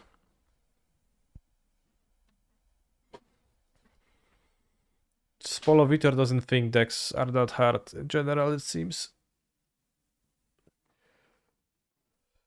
One thing you need to know to be able to play a deck is the configuration of a deck by heart. True. Rakdos Sacrifice, Migrate 7. Rakdos Sacrifice the deck whose game plan is very easy, but has a lot of small and tricky decisions. Every card in your deck costs 1 or 2 mana, so the permutation of things you can do on a turn is very big, yeah. The upside is that if you're playing as a creature deck, sometimes it doesn't matter what you do, you're going to just win easily. How would you rate Sacrifice in difficulty canister? I think the common wisdom list seems fair to me. Blue-White Control.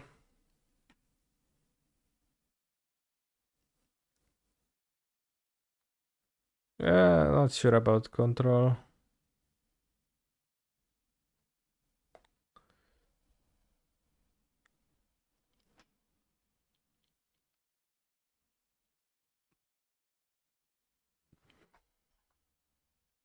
I think Red Black Saga is harder than Blue-White Control. Yeah, maybe. Phoenix, Migrate 9. Well, Phoenix has lots of options. Much like Rakdos.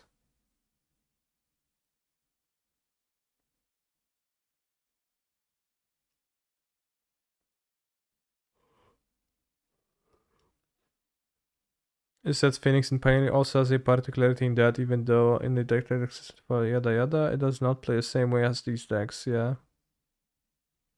It's a much less aggressive build.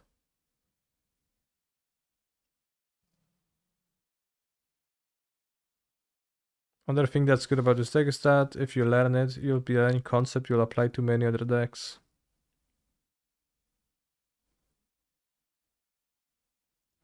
It's all subjective, but I think Phoenix is harder to play than Lotus. Well, do you think you can do either? For example, is that relevant to your Legend? It's pretty hard to say. Lotus Field is a very scary deck to play.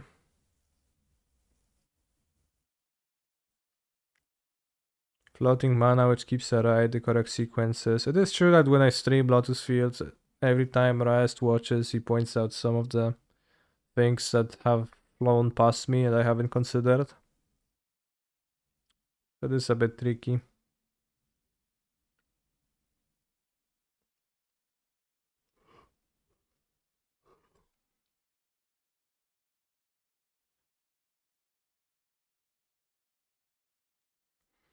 Overall, some of this is going to come to personal style.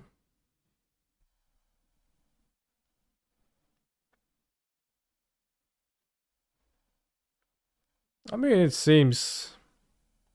I think Polo like is definitely scared of mono green, but also just mostly brings up good points and truth. Yeah, Lotus Field has the initial barrier to entry. Mono green, I think, has low initial barrier to entry.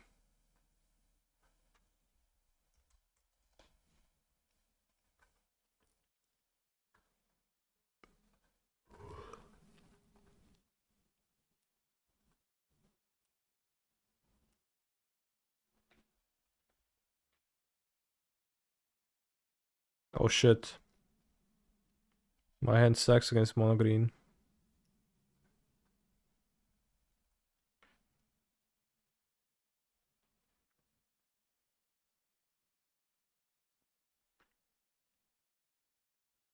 Oh, they have Giganta, it's not mono green. Lamao.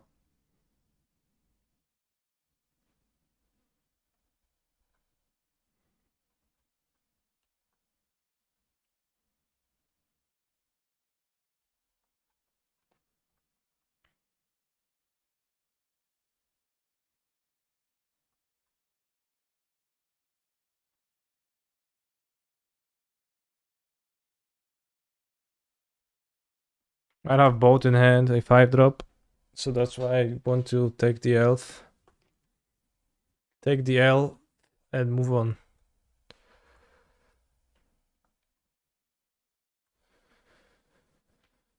I don't want to sacrifice the Crux, I'll sacrifice the Witness instead.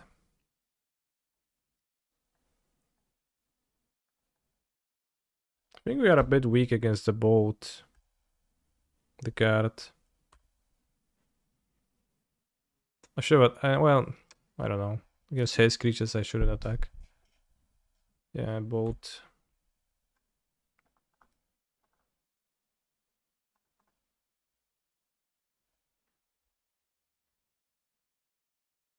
But we can't really kill the boat's main deck.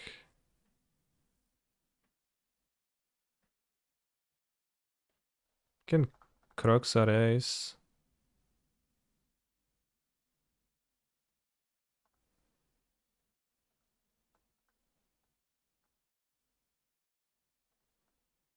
Yeah, this is the one thing that Karisa's expertise is actually useful for.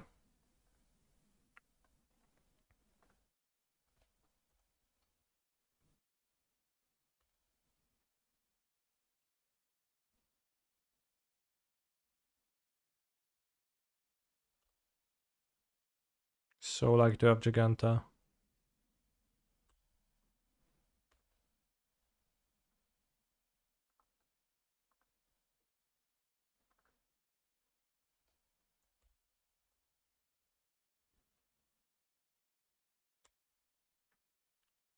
No weź, kurwa, no. Daj spela. Can you delete Dispute of Expertise? Yes.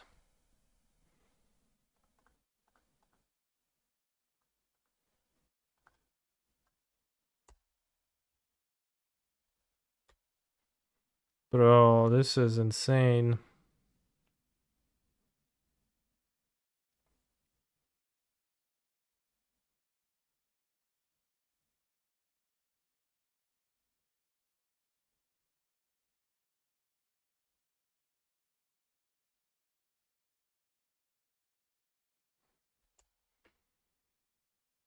Took the walk from Mutavault.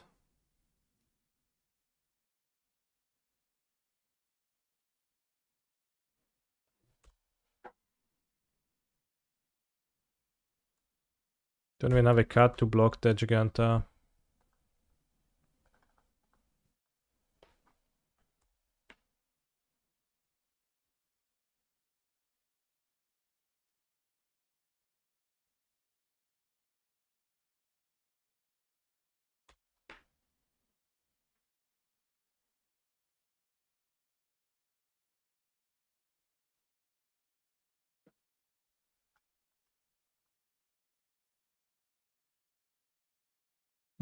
We die.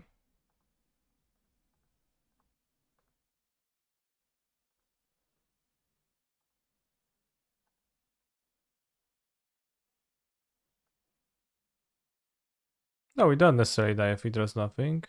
Wait, activate. Activate Mutavault.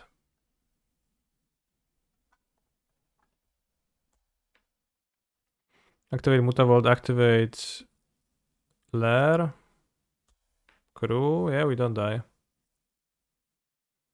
Just yet. Scavenging Goose. Well, that's tough. Gruul seems like a bad matchup. I don't think I have great tools against most of the cards there.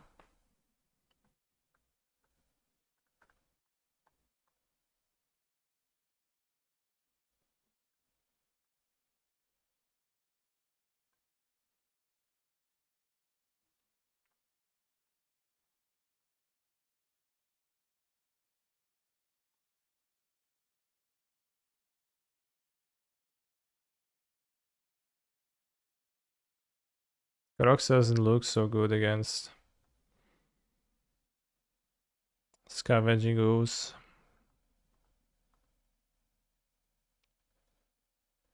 Gruul makes you want to play Karizev over Bloody Betrayal. You don't really play it over Bloody Betrayal, you play it over Giganta.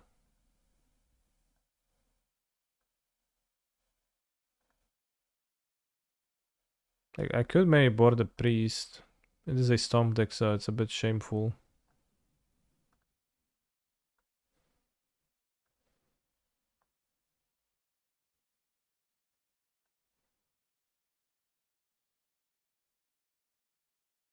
I think Kroxa is gonna be too bad a bit.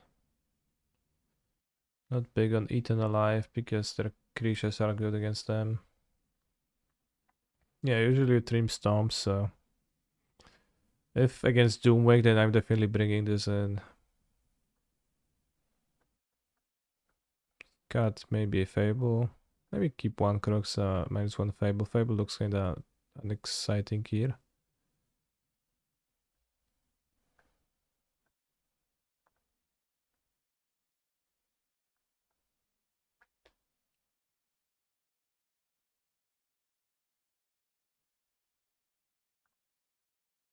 I took a walk to Poland.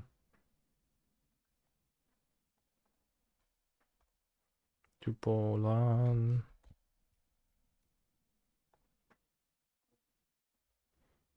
Is this the Polish anthem? No. Kurwa.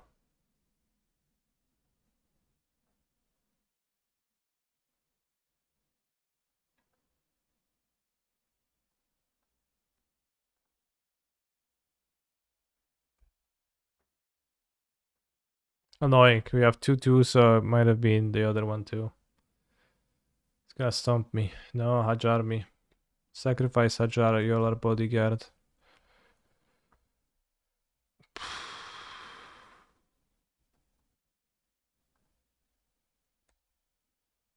Can kill the Bloody Betrayal.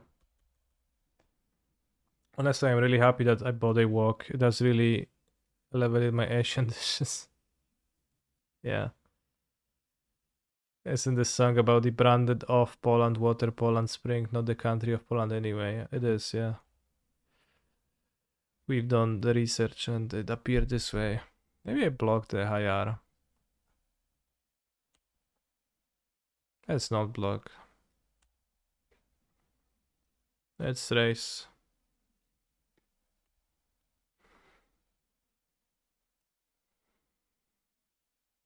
Okay.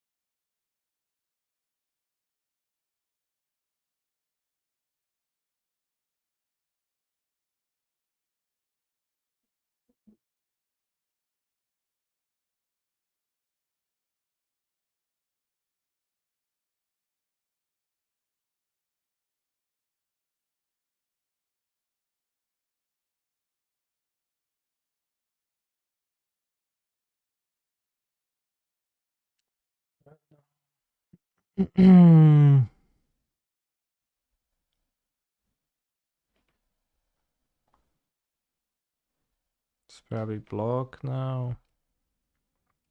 Although we can just steal the guy and we cannot steal everything. Might play Harriot.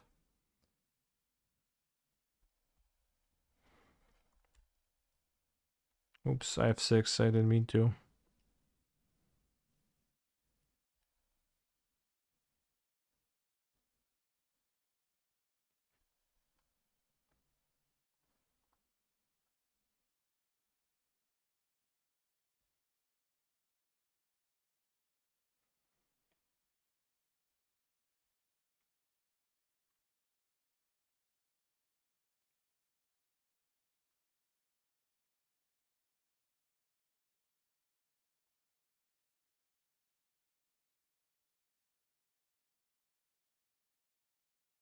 Very spierdal, I know.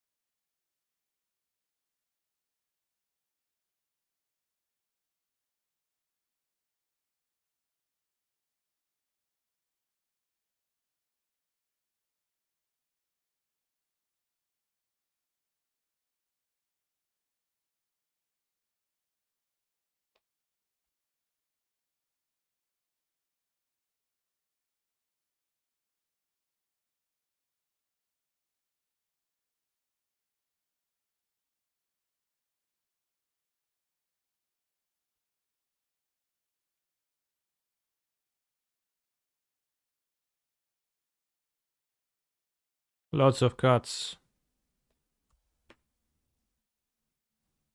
Kurde, no. Alright, I guess. Giganta, let's go. Remember Shutterstorm. No one cares about artifact decks anymore. No one plays Vandal Bass or Fracturing Ghast. Imagine that we're reminiscing about those vicious artifact sweepers fondly right now. It's kind of crazy if you think about it. Take cut Astrov. It's literally so good. Such a good joke.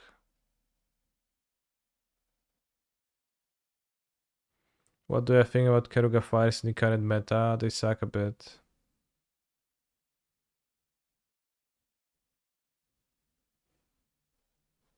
Yes. 2 green sources.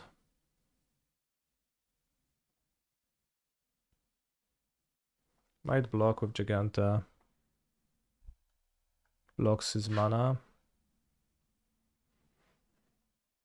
Probably don't really want to give it my hand. I don't really want to. If he doesn't attack through Giganta, that means he cannot attack with it. And if we draw a sack outlet, then we're gonna claim the ooze anyways. So I should use my Giganta to my advantage.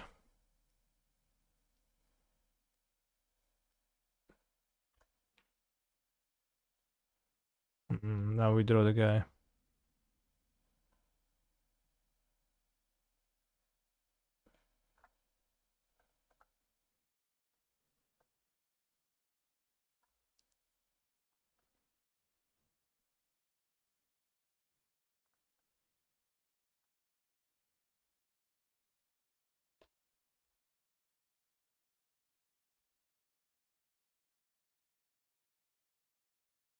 Obliterating Bolt, it's weird that to me that he didn't just attack with all the cuts.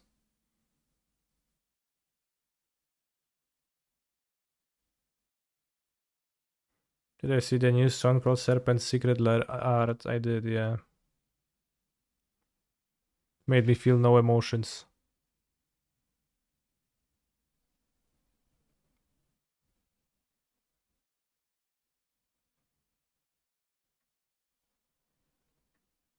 But yeah, why didn't he just attack with 4 casts? That's kinda weird. We actually can cast Kolaghan's Command, I just realized, because of Giganta Mana. That's nice.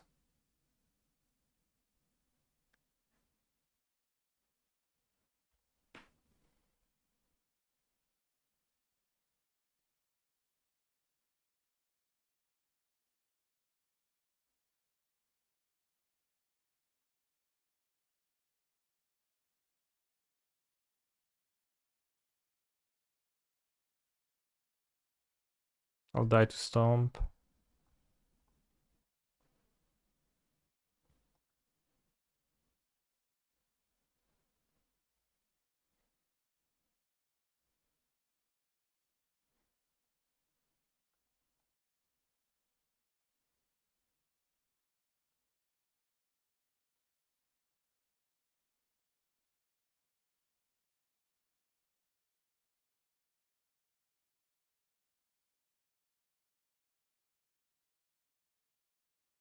Burek reformed, hello. What did you do?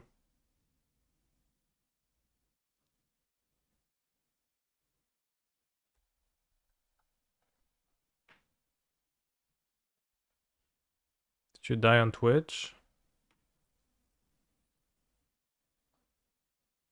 Gonna play under Chariot. Arlen, sure.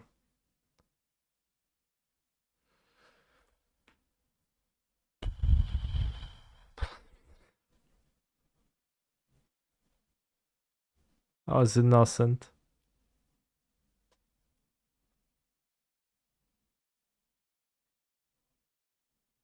What did you get banned on Twitch or here? Do you have Meat Hook? I don't. I play Giganta, bro.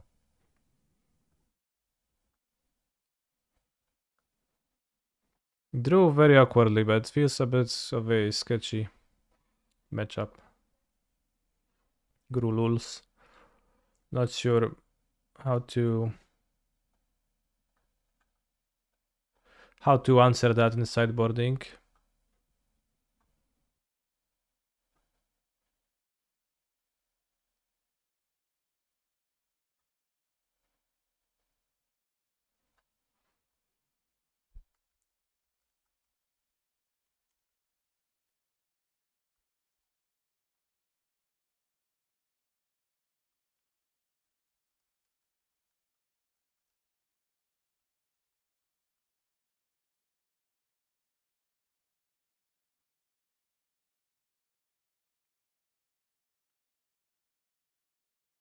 If you get banned and start a new account, that is a serious problem. I already reported you and I hope you will learn from this.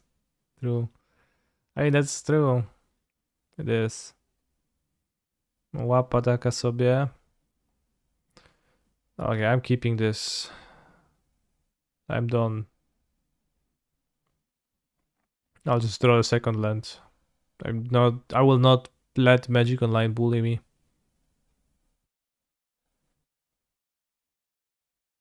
I could have made Meat Hook 1 XP clearly. I agree.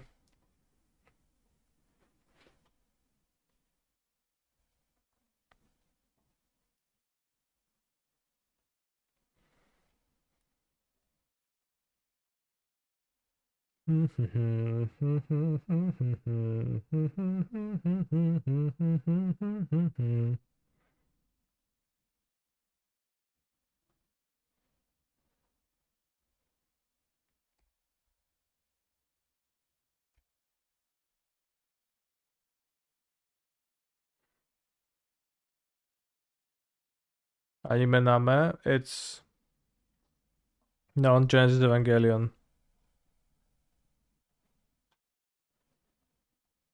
Bro, it's a classic, you should know it. Is it goats? No.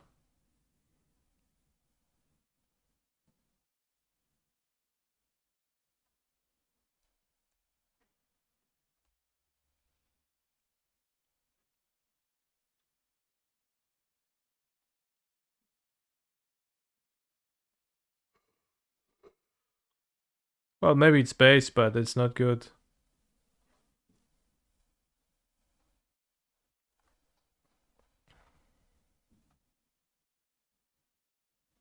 Two different questions.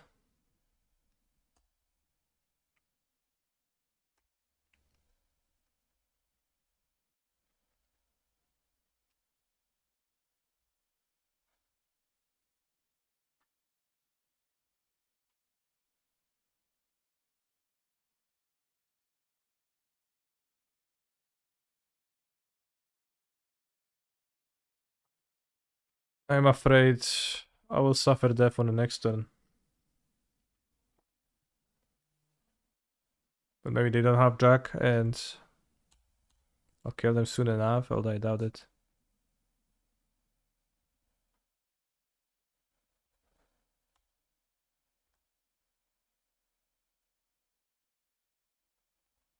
Nice timing.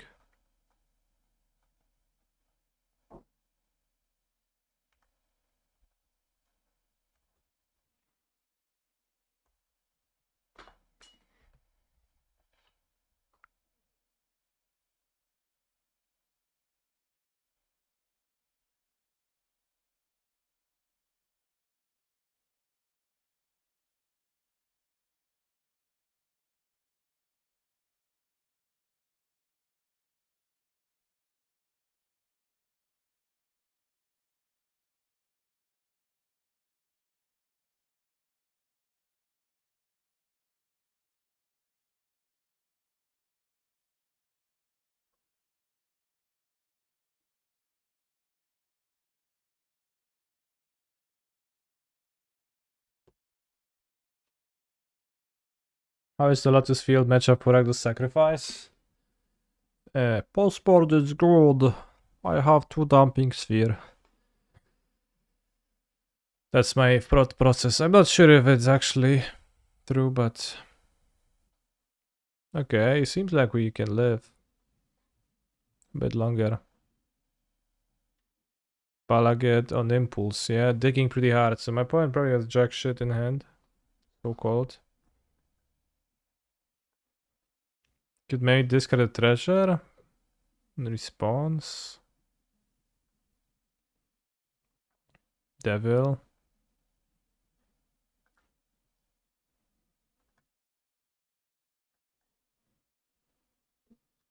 Solid.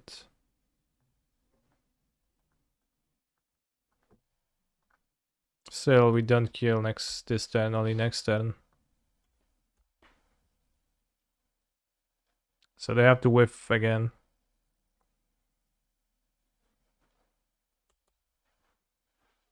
Dude said actually I've seen the whole series and the movies and it's one of my favorite series of all time. Wow. Pretty deceptive of you.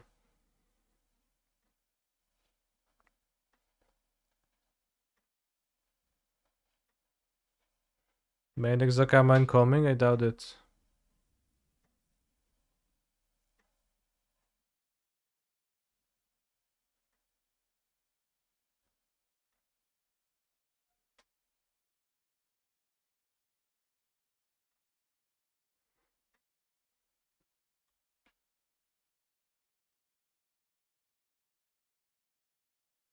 They don't have a blue floating.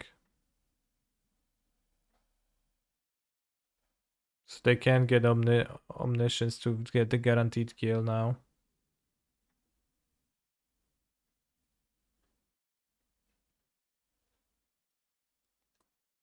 They probably should have... Well, I guess maybe they might have something good in hand.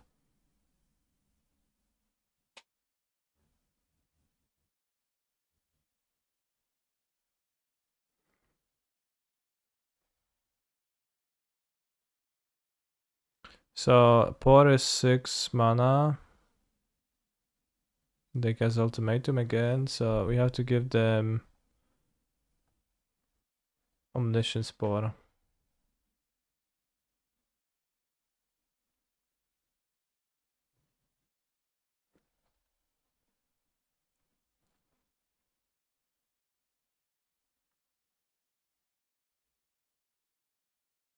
But next turn we will win. Next turn we are gonna get them.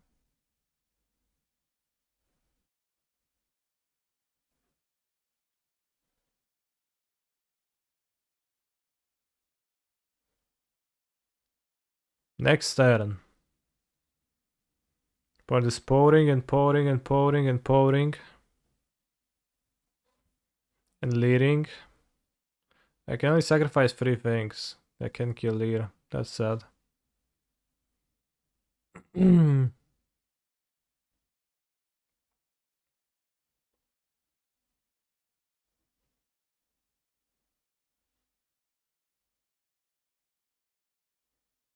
Okay, I discard the entire hand, so next turn we're gonna have a good turn. Unless I concede, then I guess there's no next turn. We board in discards, go blanks. We board out removals.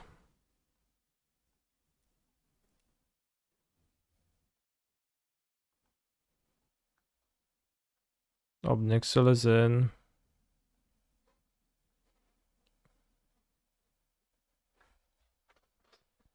Two Dumping Sphere can never lose. Two Dumping Sphere, 4 Fotzies. Actually, a decent collection of cards, so. And then we clock kinda quickly. It's not, I think it's actually pretty bad post board. Not sure if the matchup overall is good. But I think with the spheres, it might even claim to be ahead post board. Keep, I guess. Oh.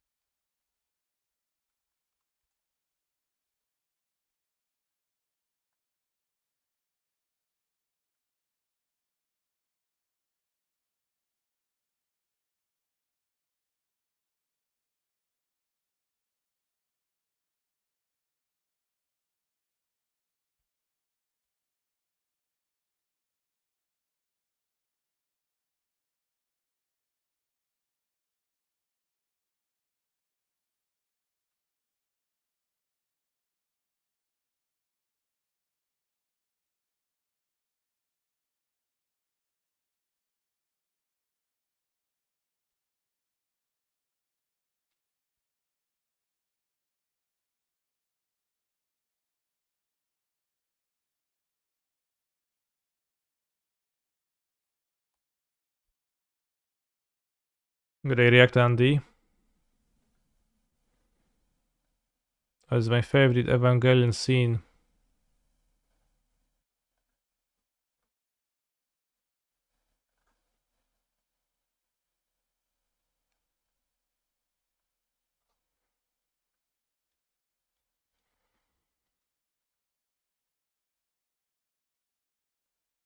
Is it the hospital scene? No, it's a elevator scene.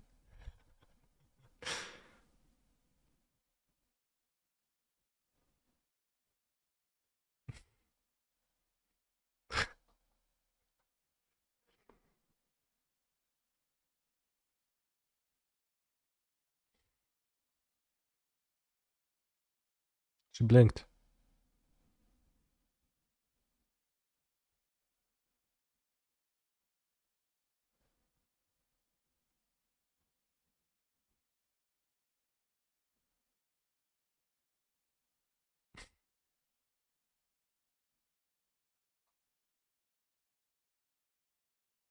Average elevator experience, yeah.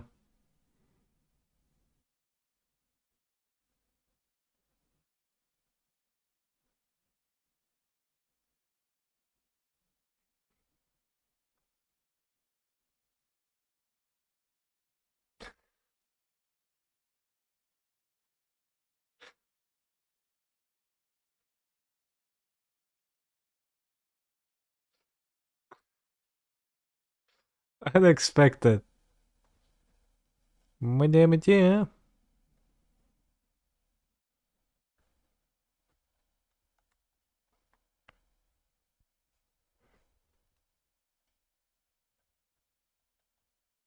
Doesn't even sound like my name is Jeff.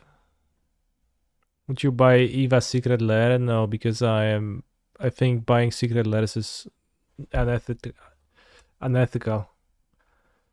Because it supports the death of the Pro Tour, and I like the Pro Tour.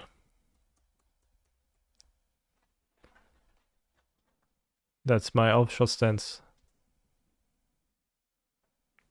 If you buy Secret Lairs, fine. I hope you're happy with your fancy cards, but you don't love the Pro Tour.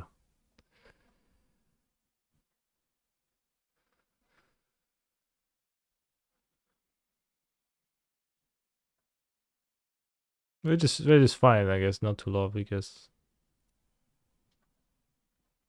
I'd buy 2 Eva Secret Lairs to make up for Canister. How many Secret Lairs you own, Derek?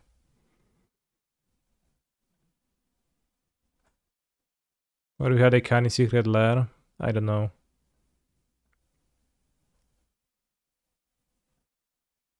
I would die from cringe.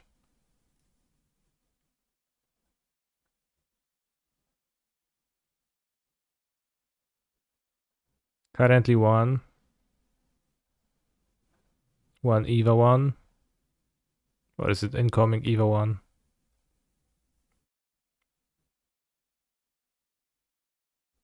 Some of them are cool, I agree. I do play with them on models, because I don't pay for them on model, rather. Because I find the cards to be funny. No dumping sphere, unlucky.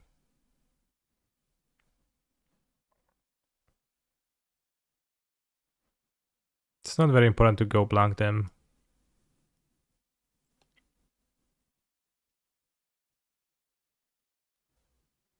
If they have a sweeper, then I think I would rather have the Fable.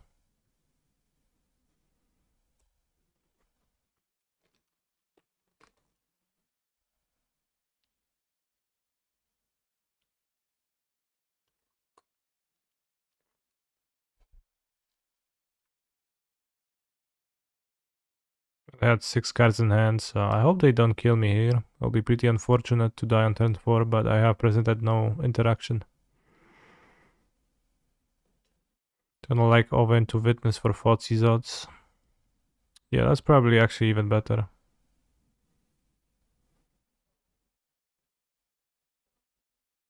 I think that is better. If they sweep me, then I like playing Fable more. So I thought of sweepers potentially because they didn't have a copy of a field in play yet, so I was not truly really afraid of that.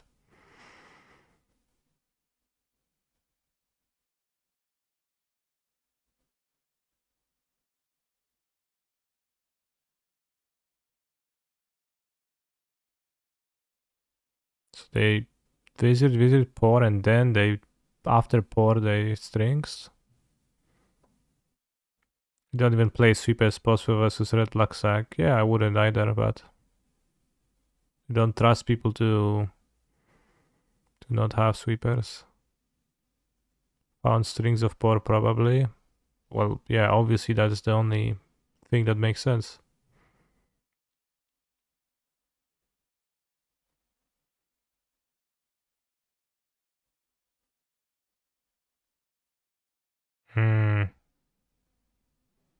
Well, the ultimatum.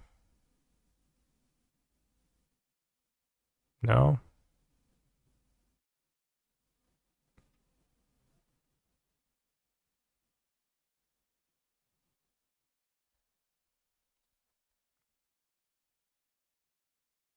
Yes, they're ultimating. Broski, turn 4 kill, that is unfair. It's supposed to be turn 5.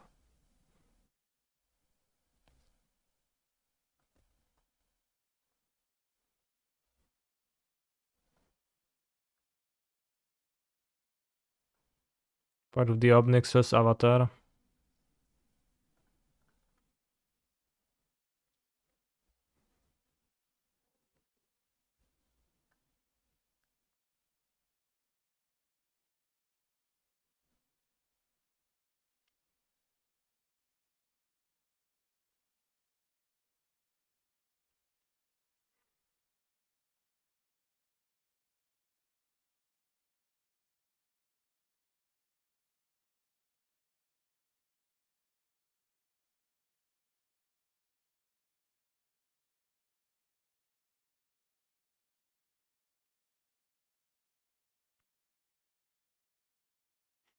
Elaborating further what I meant before. Playing the deck I felt that many A plus B synergies and sometimes you just draw all A's or B's so it makes sense. Yes, certainly. Like this end. Sack outlets but nothing to sacrifice.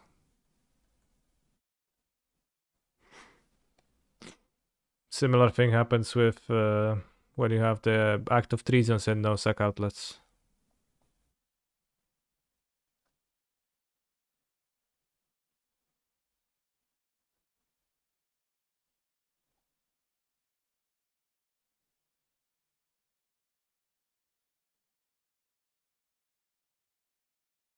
Have you ever thought about how the Deadly Dispute hand looks identical to the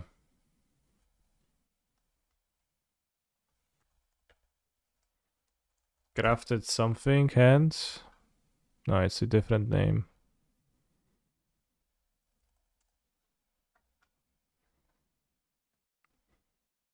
Doesn't really look identical, but for some reason the artwork reminds me a lot of that. Well, I guess that's somewhat similar. Just reprint Blood Moon Wizards. No, please don't.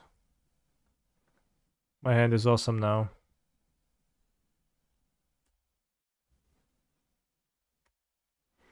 Has anyone played a sack deck with Coco? With Coco, people play the Citadel typically.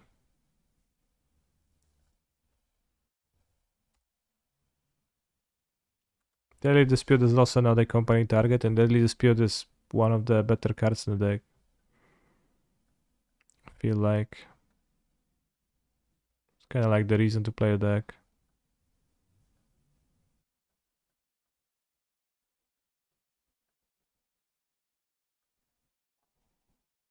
Not sure if you'd agree, chat, but to me it does feel like a power card from this deck.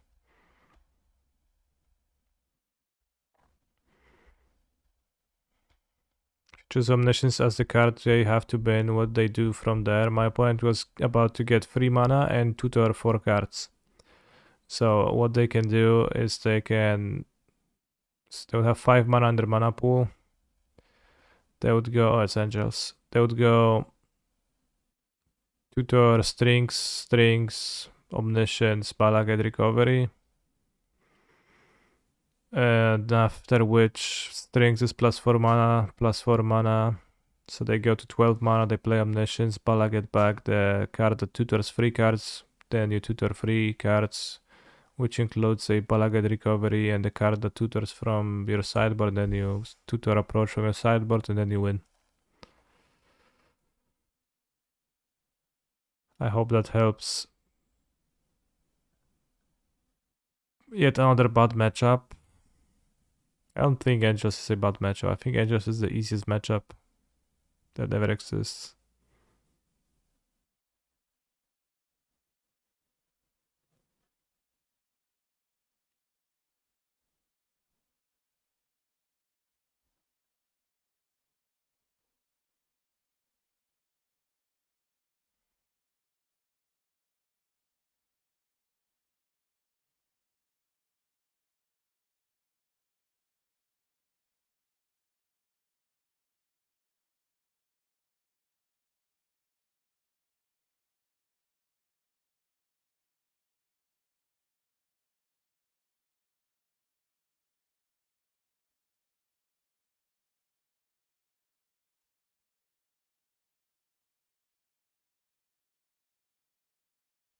And Angels that misses first, second, and third land drop, rather misses second land drop on turns 2 and 3 is even more so.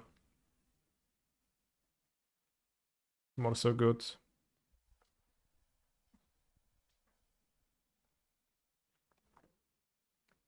I love Raksak, smiley face. Smiley face.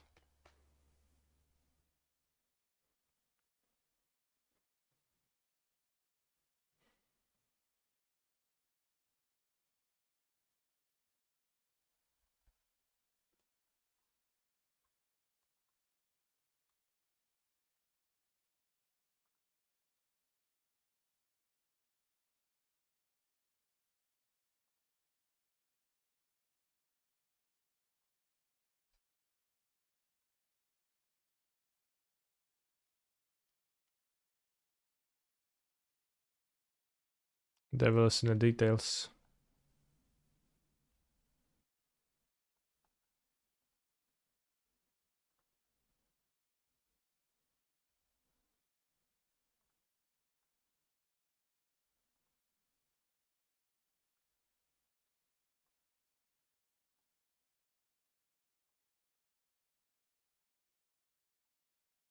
What sleeves are you using right now for paper actually?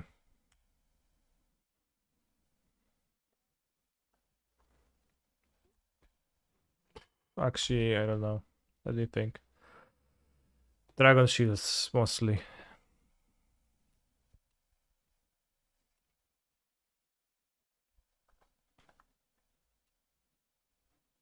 But I play with no, without double sleeves because I don't like my decks to be too fat.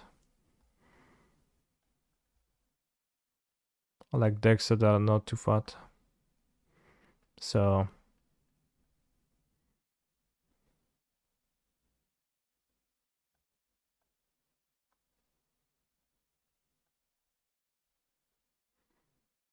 I play with them this way. Blood Betrayal is not particularly good. Like they have needle, I might want to upgrade.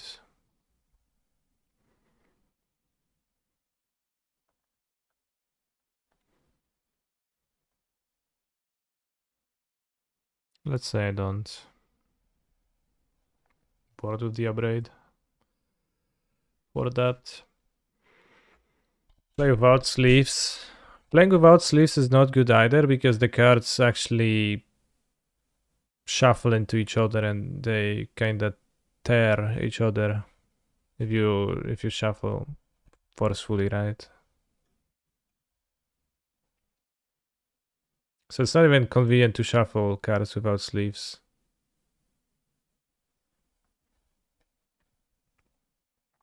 They don't shuffle as good as plastic cards. Playing cards.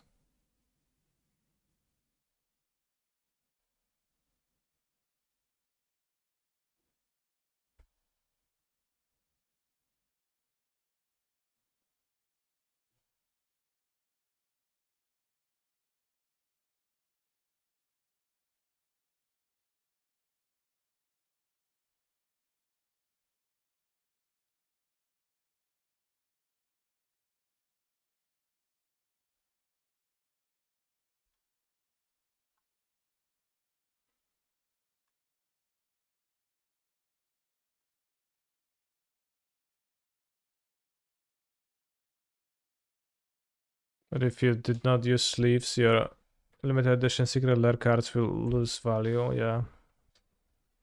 I mean, that is a true downside. Turn one shape as sanctuary, let's go.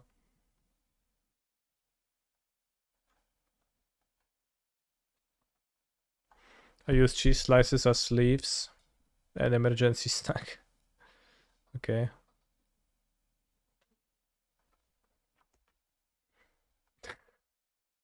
Cheese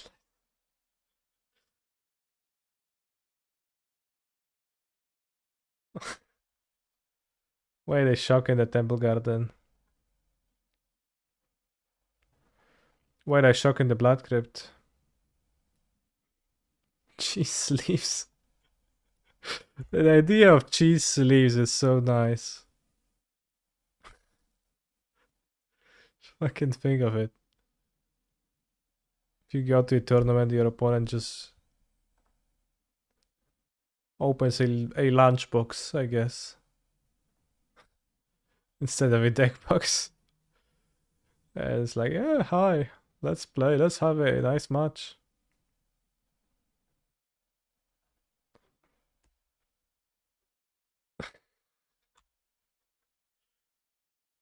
That fucking deck is in cheese sleeves.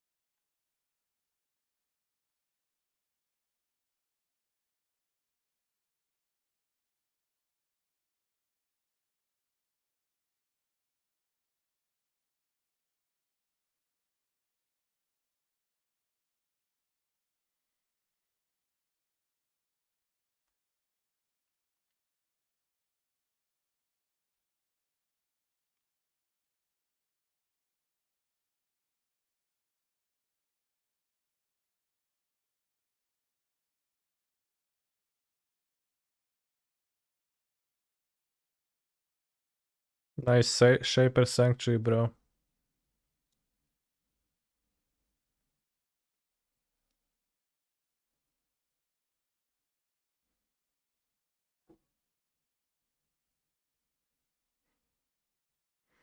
I hope Point Cocos into more Shaper Sanctuary. Me too. Do you think Shaper Sanctuary is playable in Pioneer? To me, it seems like much worse Ancestral Vision. I think it's terrible. I think people are damaging their decks by including it.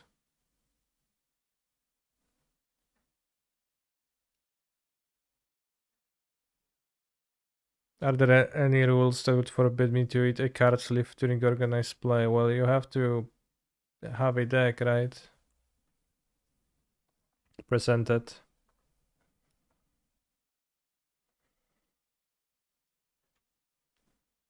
Good attack to deal 1 damage.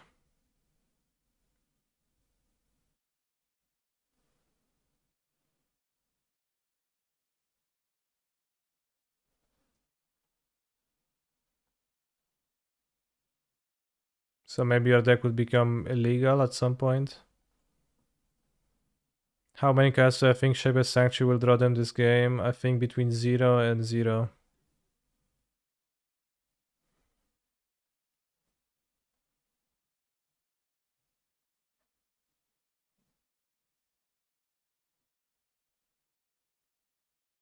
There's lots better ways to gain card advantage against removal decks than Sanctuary.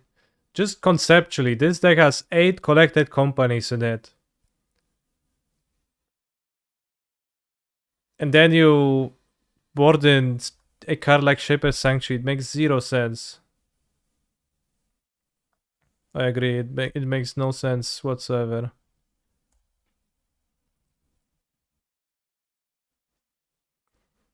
Like, what do you expect to happen?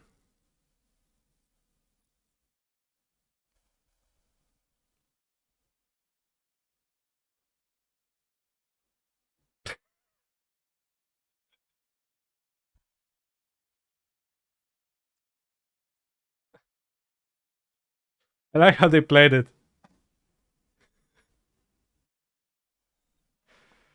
Even turn 1 is almost useless like we're seeing right now. Well, it's a pretty uneven card, right? Some games it's broken, but I think overall, on average, it makes your deck worse to cyber it in.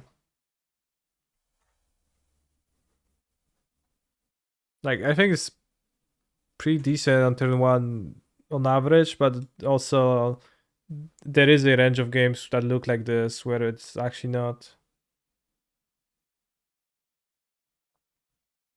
I think Sack's a bad deck to bring it in. Well, I think if Sacrifice is a bad deck to bring it in, there is no good decks to bring it in. Like, I think in Sacrifice it actually makes more sense than normal because of Mayhem Devil producing multiple pings. They draw plenty of cards sometimes. While Red Black midrange is half removal and half creatures, so you can just play the creatures instead of removal and use the removal as tempo to pressure, so.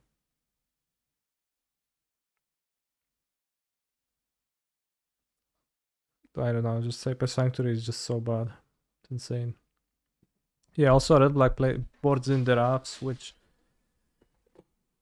you'd be better off. I think Angelus would have a higher win rate if you wouldn't sideboard that at all than if you would sideboard Sanctuary against the removal spell decks. Like against Phoenix, arguably the Sanctuary can do something, but even then, on average, you just damage your company value. I think if you want a value card, then that should be Inspiring Overseer or something.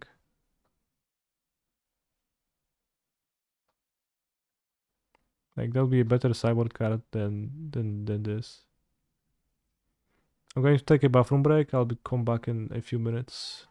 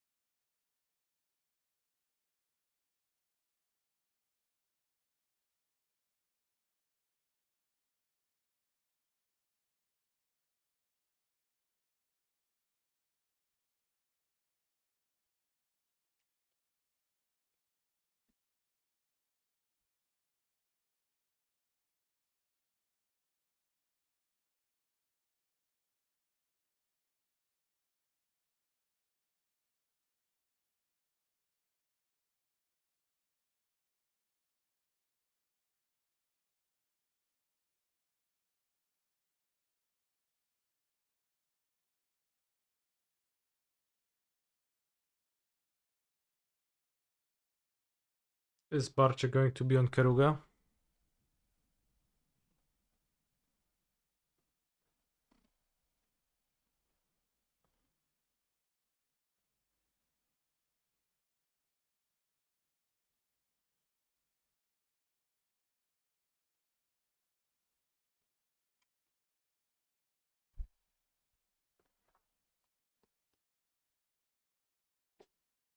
Hey, Gyruda. Damn.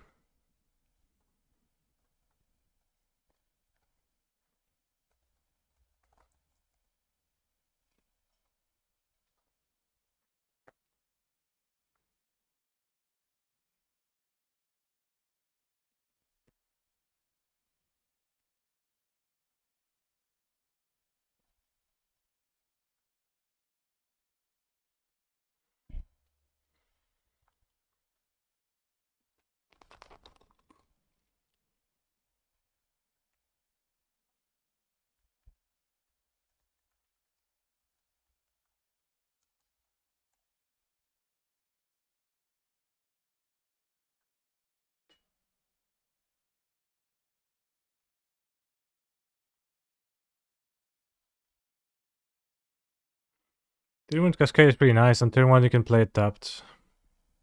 On turn 2 you just don't want to draw 2, so you probably can play like 2 copies.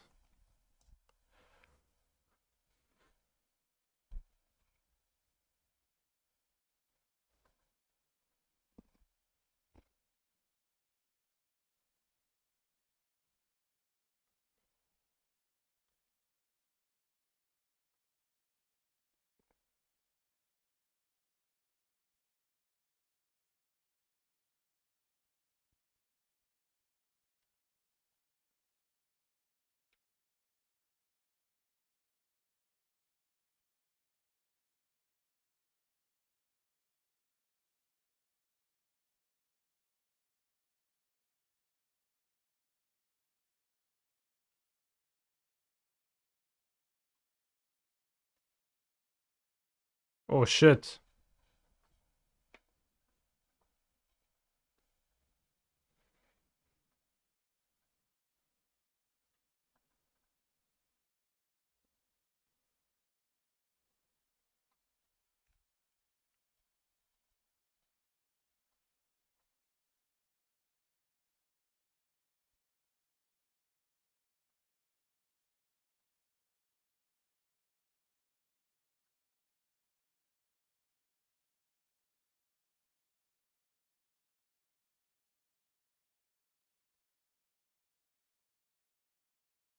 Do we have a way to stop this? Fault seizures are in my sideboard.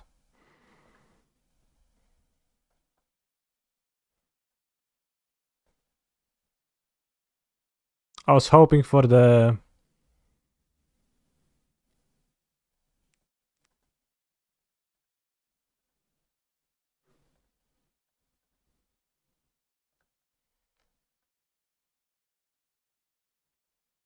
double treasure man. Kenik, idziesz na paperka? No idę.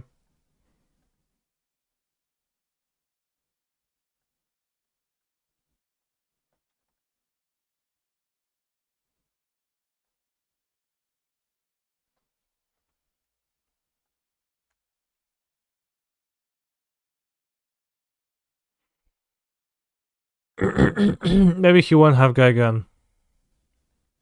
Wait. You will have Gaigan.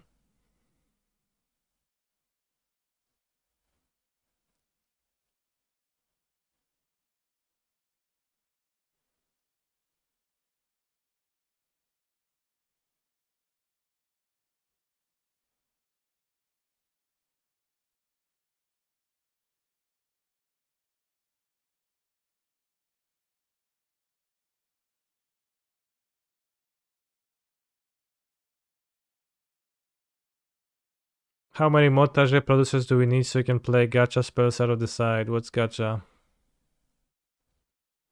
Maybe they'd rather one of Dragon Lords? They don't need to. They mill my deck now.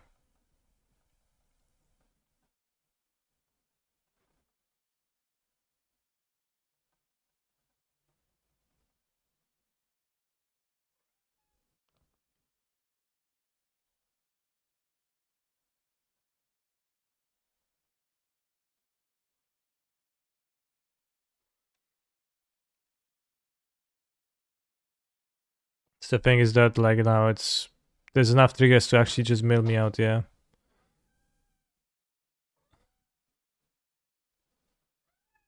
I copied my card and triggered it twice.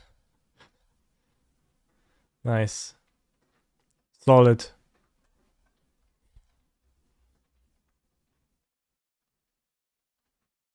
Now he makes 2 blood tokens. Solid.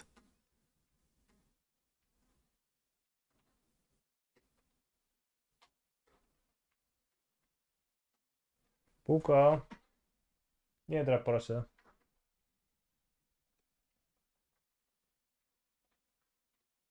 Can still sack cat and 7 draw it though. If you survive. I'm not sure if I understand your thought process. I sacrifice the card end step, okay, then I draw from a empty deck and I die.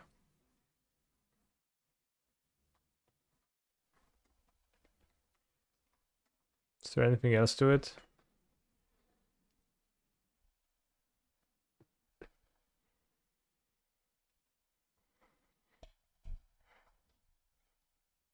Bro, so this way I'm gonna play fucking mono green and at the Pro Tour.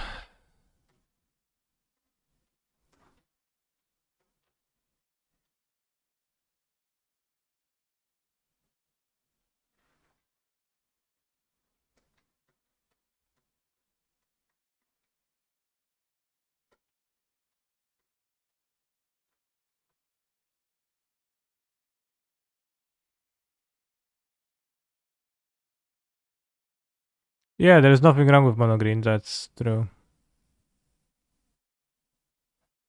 Nowadays.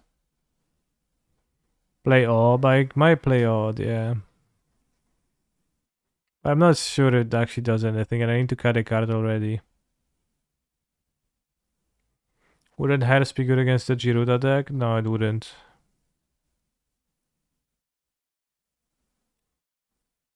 The way the Gyruda deck works is actually... The way that Gyruda the card works is actually a bit weird. It mills the cards and then puts a card from amongst those milled cards onto the battlefield. But... Obviously better than the 4th Harvester, I guess. I want to carve out. First, the entirety of the trigger resolves all at once. Second, the card does not... It does not matter where the card is. So even if there is a rest in peace on the battlefield, Gyruda actually works perfectly fine. But funnily, Cage stops Gyruda. Unless there is both Cage and rest in peace on the battlefield, then it doesn't.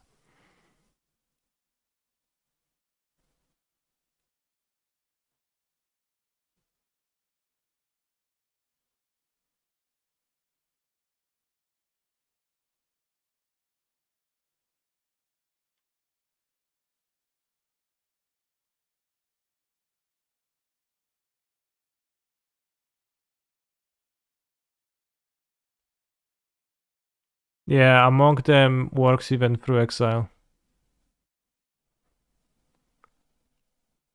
Each player mills 4 cards and put a creature card from with an even mana value from among the milled cards. That's the only qualification the cards need. They need to be the milled ones.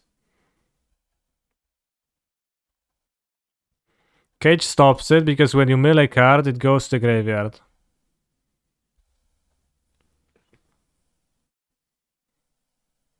So it would actually end up entering from the graveyard. So they can run Reap as an anti-cage deck. Yes. They can.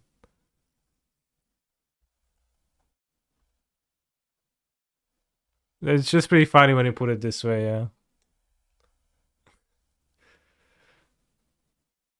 How they get the cat then? They cloned my cat.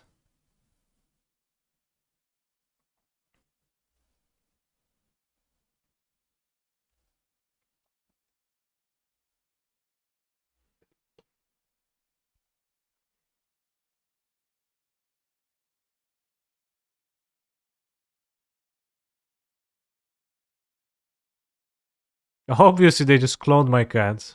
What did you think?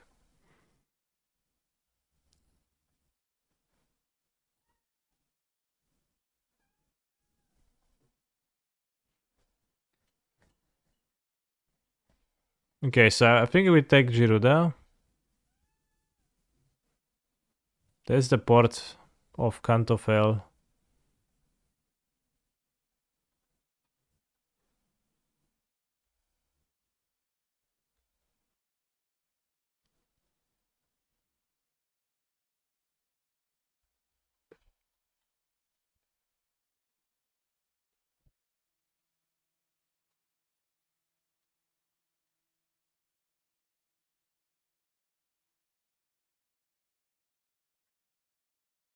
We have the footsies for the companion one. The next turn.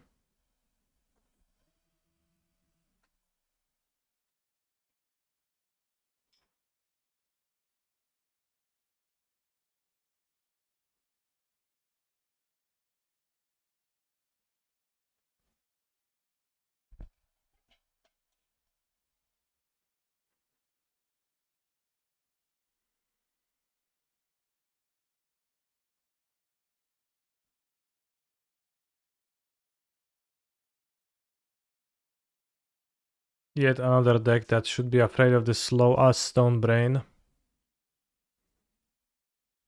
Stone Brain seems okay against Gyruda, yeah.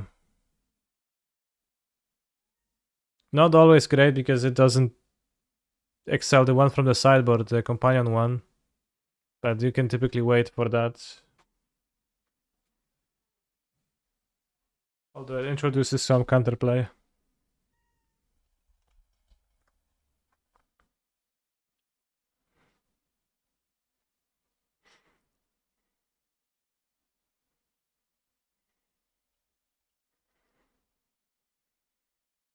So keep the Gyruda companion.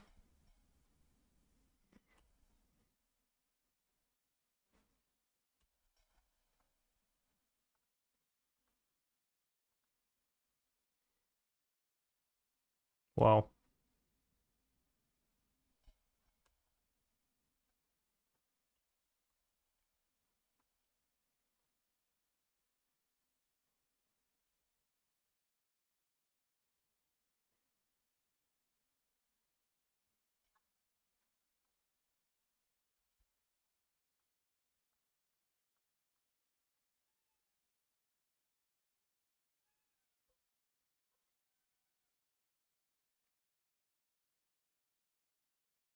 Should kill next turn.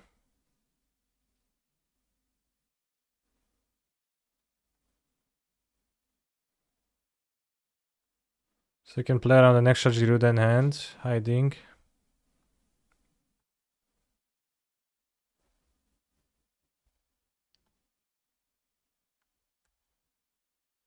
And next turn you deal lethal. Unless something interrupts me.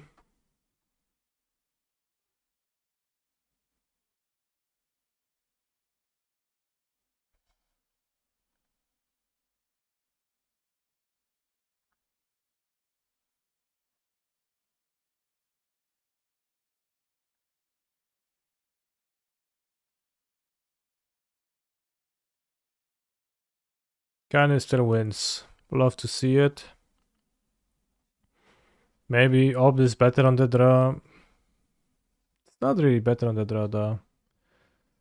I don't think it's better than Fable.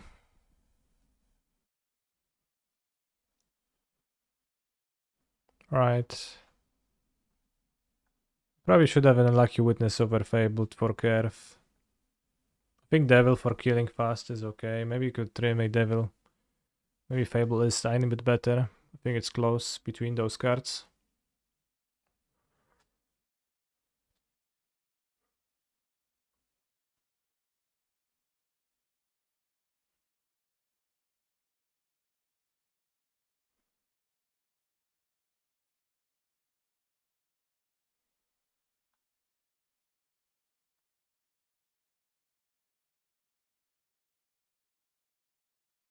Well, this hand curves out. Doesn't do much besides just that curving out, but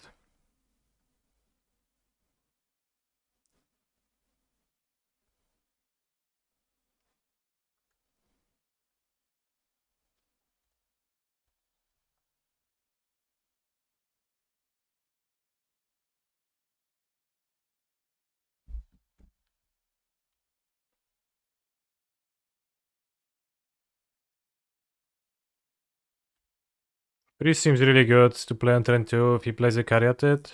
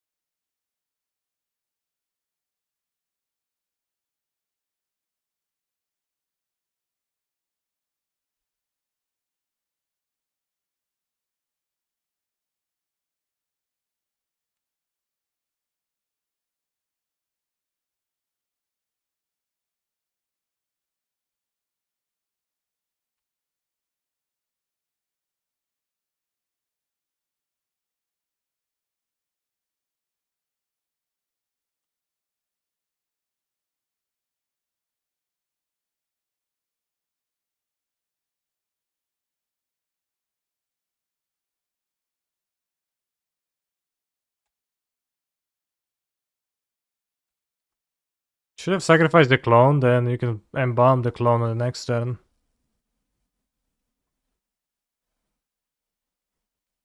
Potentially.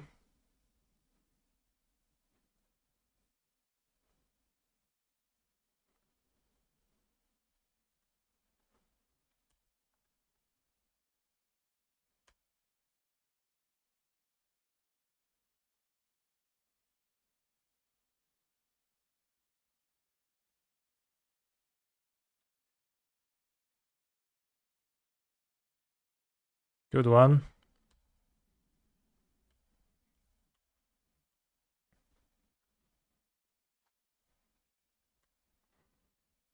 It's pretty bad mashup, quality-wise.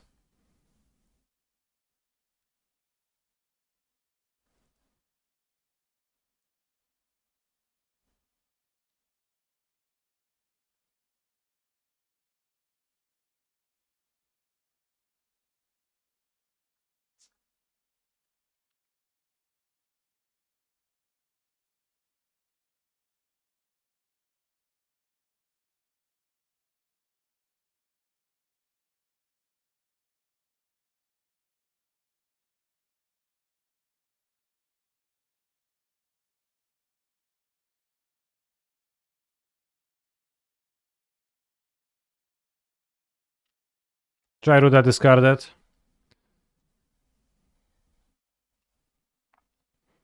So I can embalm the token. Or spark double. But we get a second creature, we can activate it then and then attack and then in combat or post-combat use the thing. The Collagen being in hand, it doesn't really matter all that much.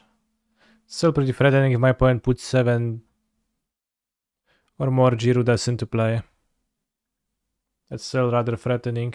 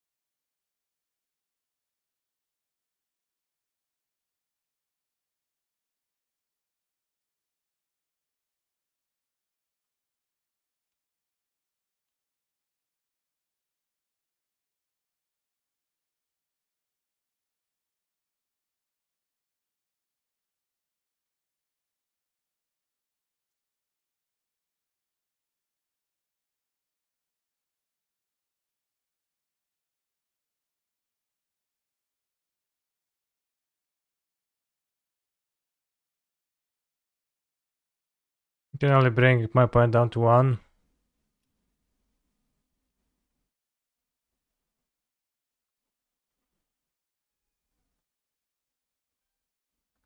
Not even 1, 2.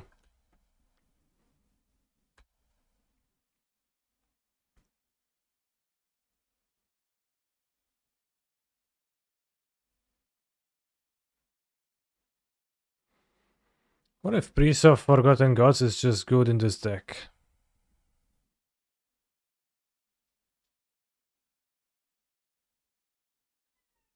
It's bad against Storms, exactly.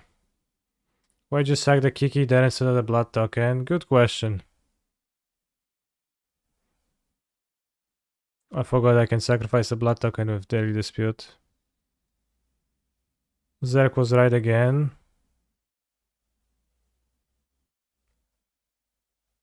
I don't remember if he said anything about Priest.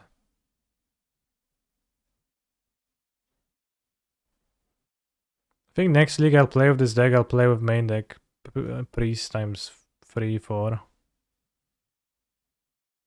Because Unlucky Witness is a pretty great card for it.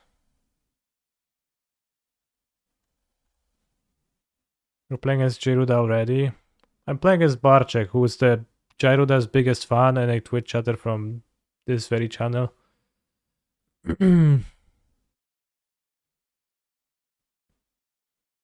So he's just like a natural Gyruda fan. It's a draw. The Angel is a May, so it's not a draw. But I think this card is pretty insane against mono green.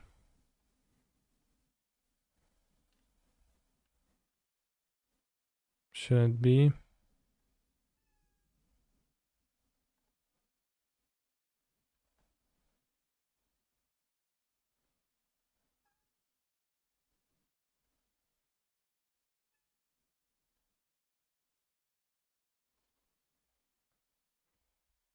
Sounds helpful. To an extent. Why did you not like Priest last time you played with it? I don't remember playing with Priest the last time. I kinda didn't. I don't remember disliking it actively.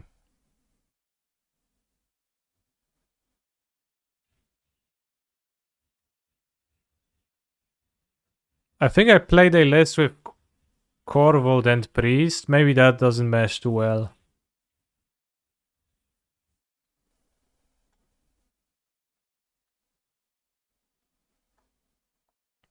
Eternal Life kinda stinks. Crocs is great. Blood Betrayal, main deck is kinda sus.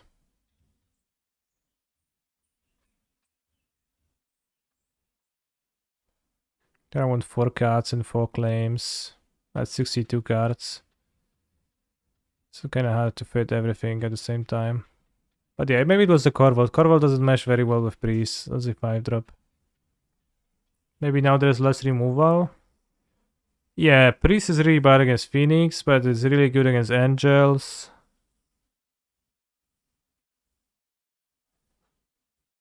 I think keeping Eating Alive is fine. It's fine, but I just can't fit all the cards into my deck that I want.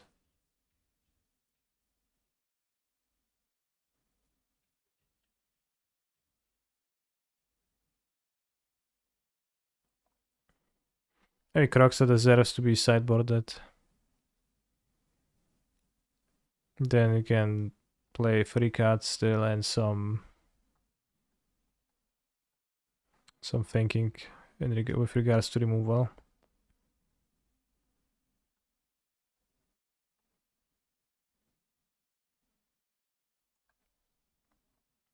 You don't always necessarily need to play 4 Blood Type Harvester either, like it's pretty okay, but you don't need it. Oni Kult no longer any good. I don't know if it ever was, I never liked the card much. 4 Fatal Push over the 4 Witness. I will definitely play 4 Witness with Priests in the deck.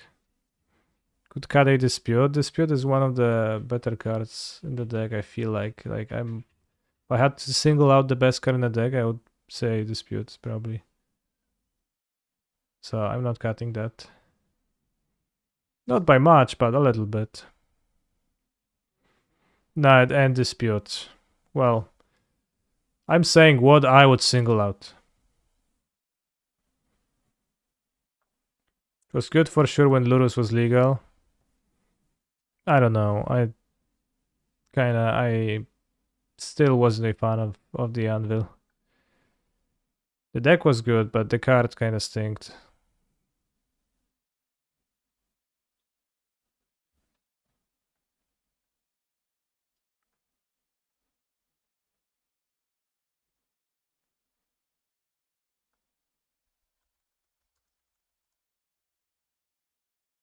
Is 4 claim too many? Well, Priest wants claim much more.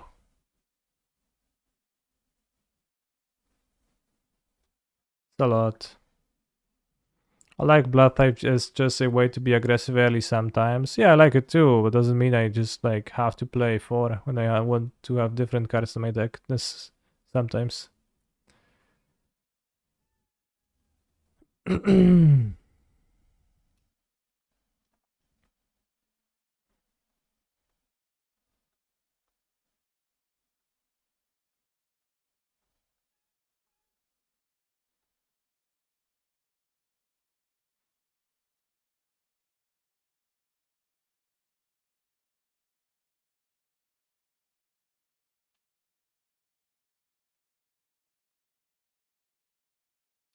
I will not be playing more either today, but next time I'll try this version. If I play main deck Priest, I could also imagine playing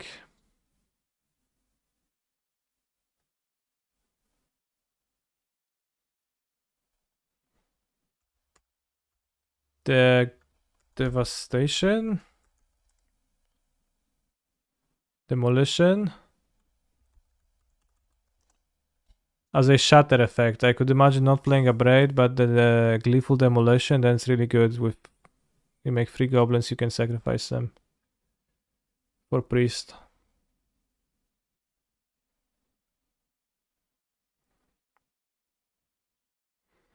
Do I think the new Vran could be good? What's Vran?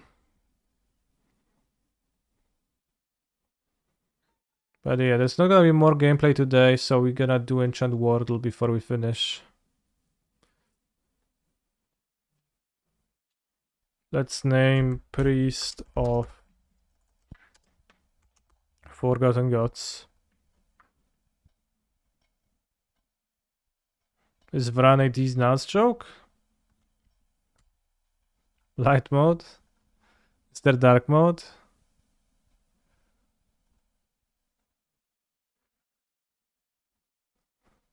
So dark.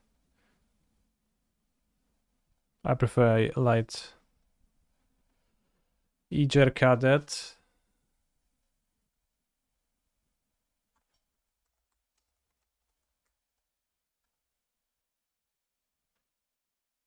We know it's not a human and it's not a creature.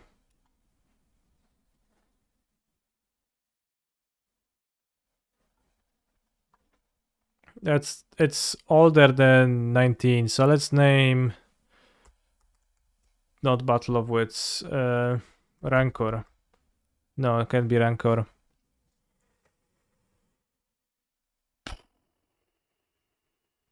Replenish. Is that a rare?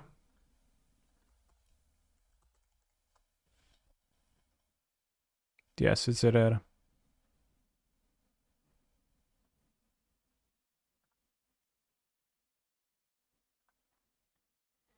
It can't be fog, it has to be 5+ mana. So it can be replenished for many reasons either. So give me 5 mana instant or sorcery.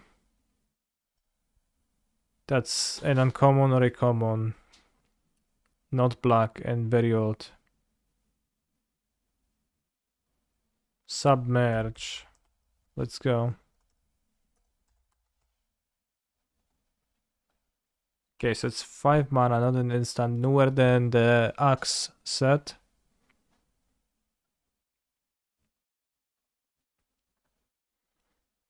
Five mana common sorcery. 5 mana white, red, or green common sorcery. Doesn't have to be a sorcery, but well, it does have a subtype too. So maybe sorcery arcane? Fairly new sorcery arcanes.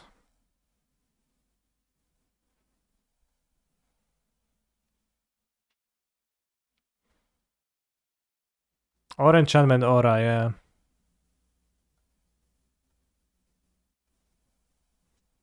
I'm gonna search for arcanes because I don't remember any of them. Or artifact equipment, yeah, for 5 mana.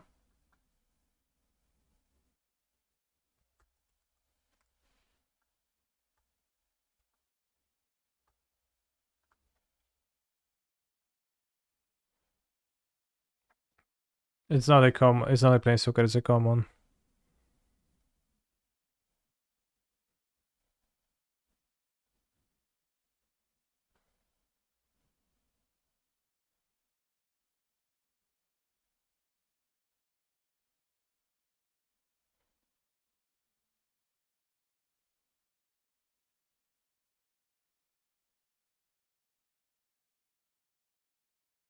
Inner Calm, Outer Strength. That's a base name. Ever seen this card?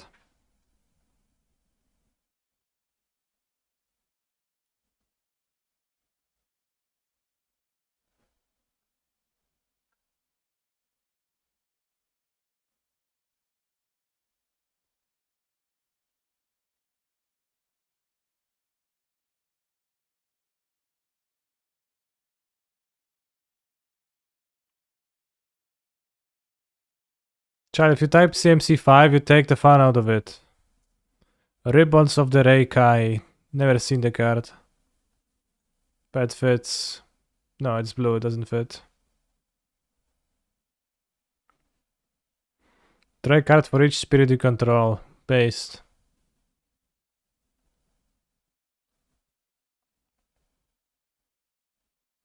Exchange control of 2 target lands. I give you a plains for this tropical island.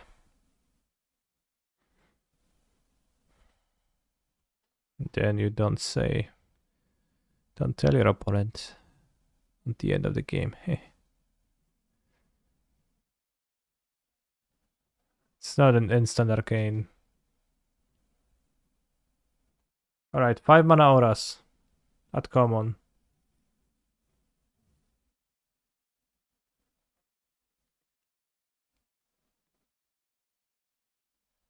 Raised by wolves.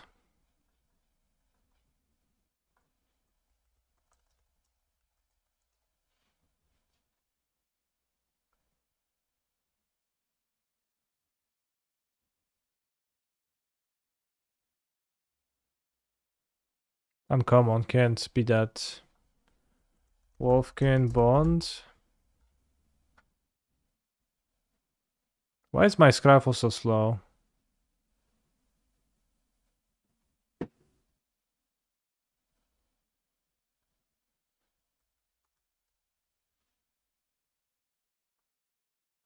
It is an aura, it is green and something else. Runes of Deus.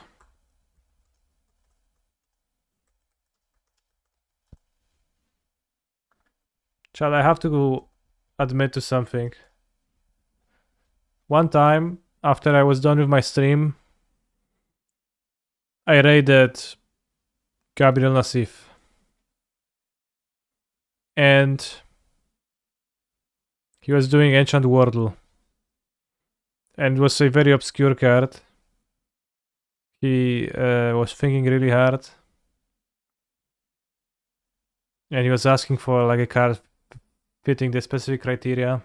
The chat a lot, and then I told him. Because I actually knew, because I've done it before on my stream. And he typed it in, it was correct. And he seemed genuinely believe that I was just wise enough to guess it, but in reality, I just ruined his fun. Can I ban Ginger for suggesting a 4 mana card? For suggesting a 4 mana card, 4 minutes of timeout. And Gab seemed not to realize, so I hope it stays this way. And he never catches wind of that situation. Don't tell him. It is a Gruul 5 mana enchantment aura. How many of those exist?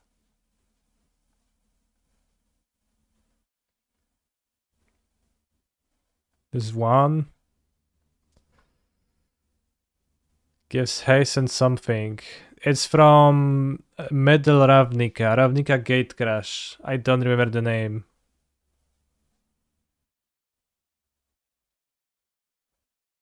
Yeah, +3/+3 haste for 5 mana, which is like, how are you going to give haste to a creature with an aura that costs 5 mana? But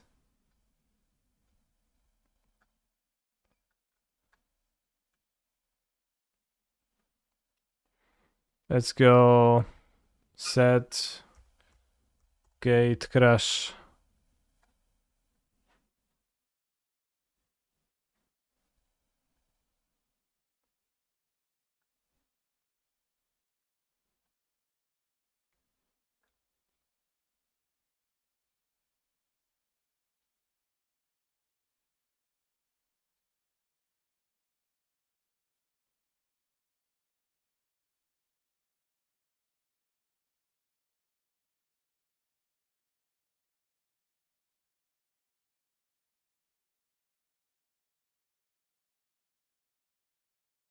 Primal Visitation. +3/+3 and haste, 5 mana. What a great design.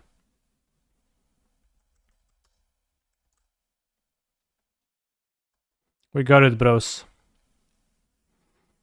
Thank you for watching. Be sure to visit my YouTube channel, where I just uploaded a video for the first time in half a year. A short video from my yesterday stream talking just about the most favorite of the cards in my from out of my set review of Phyrexia. All will be one. So make sure to visit that. My main channel, of course, the backup channel just uploads the VODs regularly. Twitch chat, are you more likely to subscribe to a channel if it has less videos or more videos? Well, if it has more videos, it probably is more likely. So visit that, and I will see you on Thursday. Thank you very much for joining me today, and you can go watch Gab play some funny cards.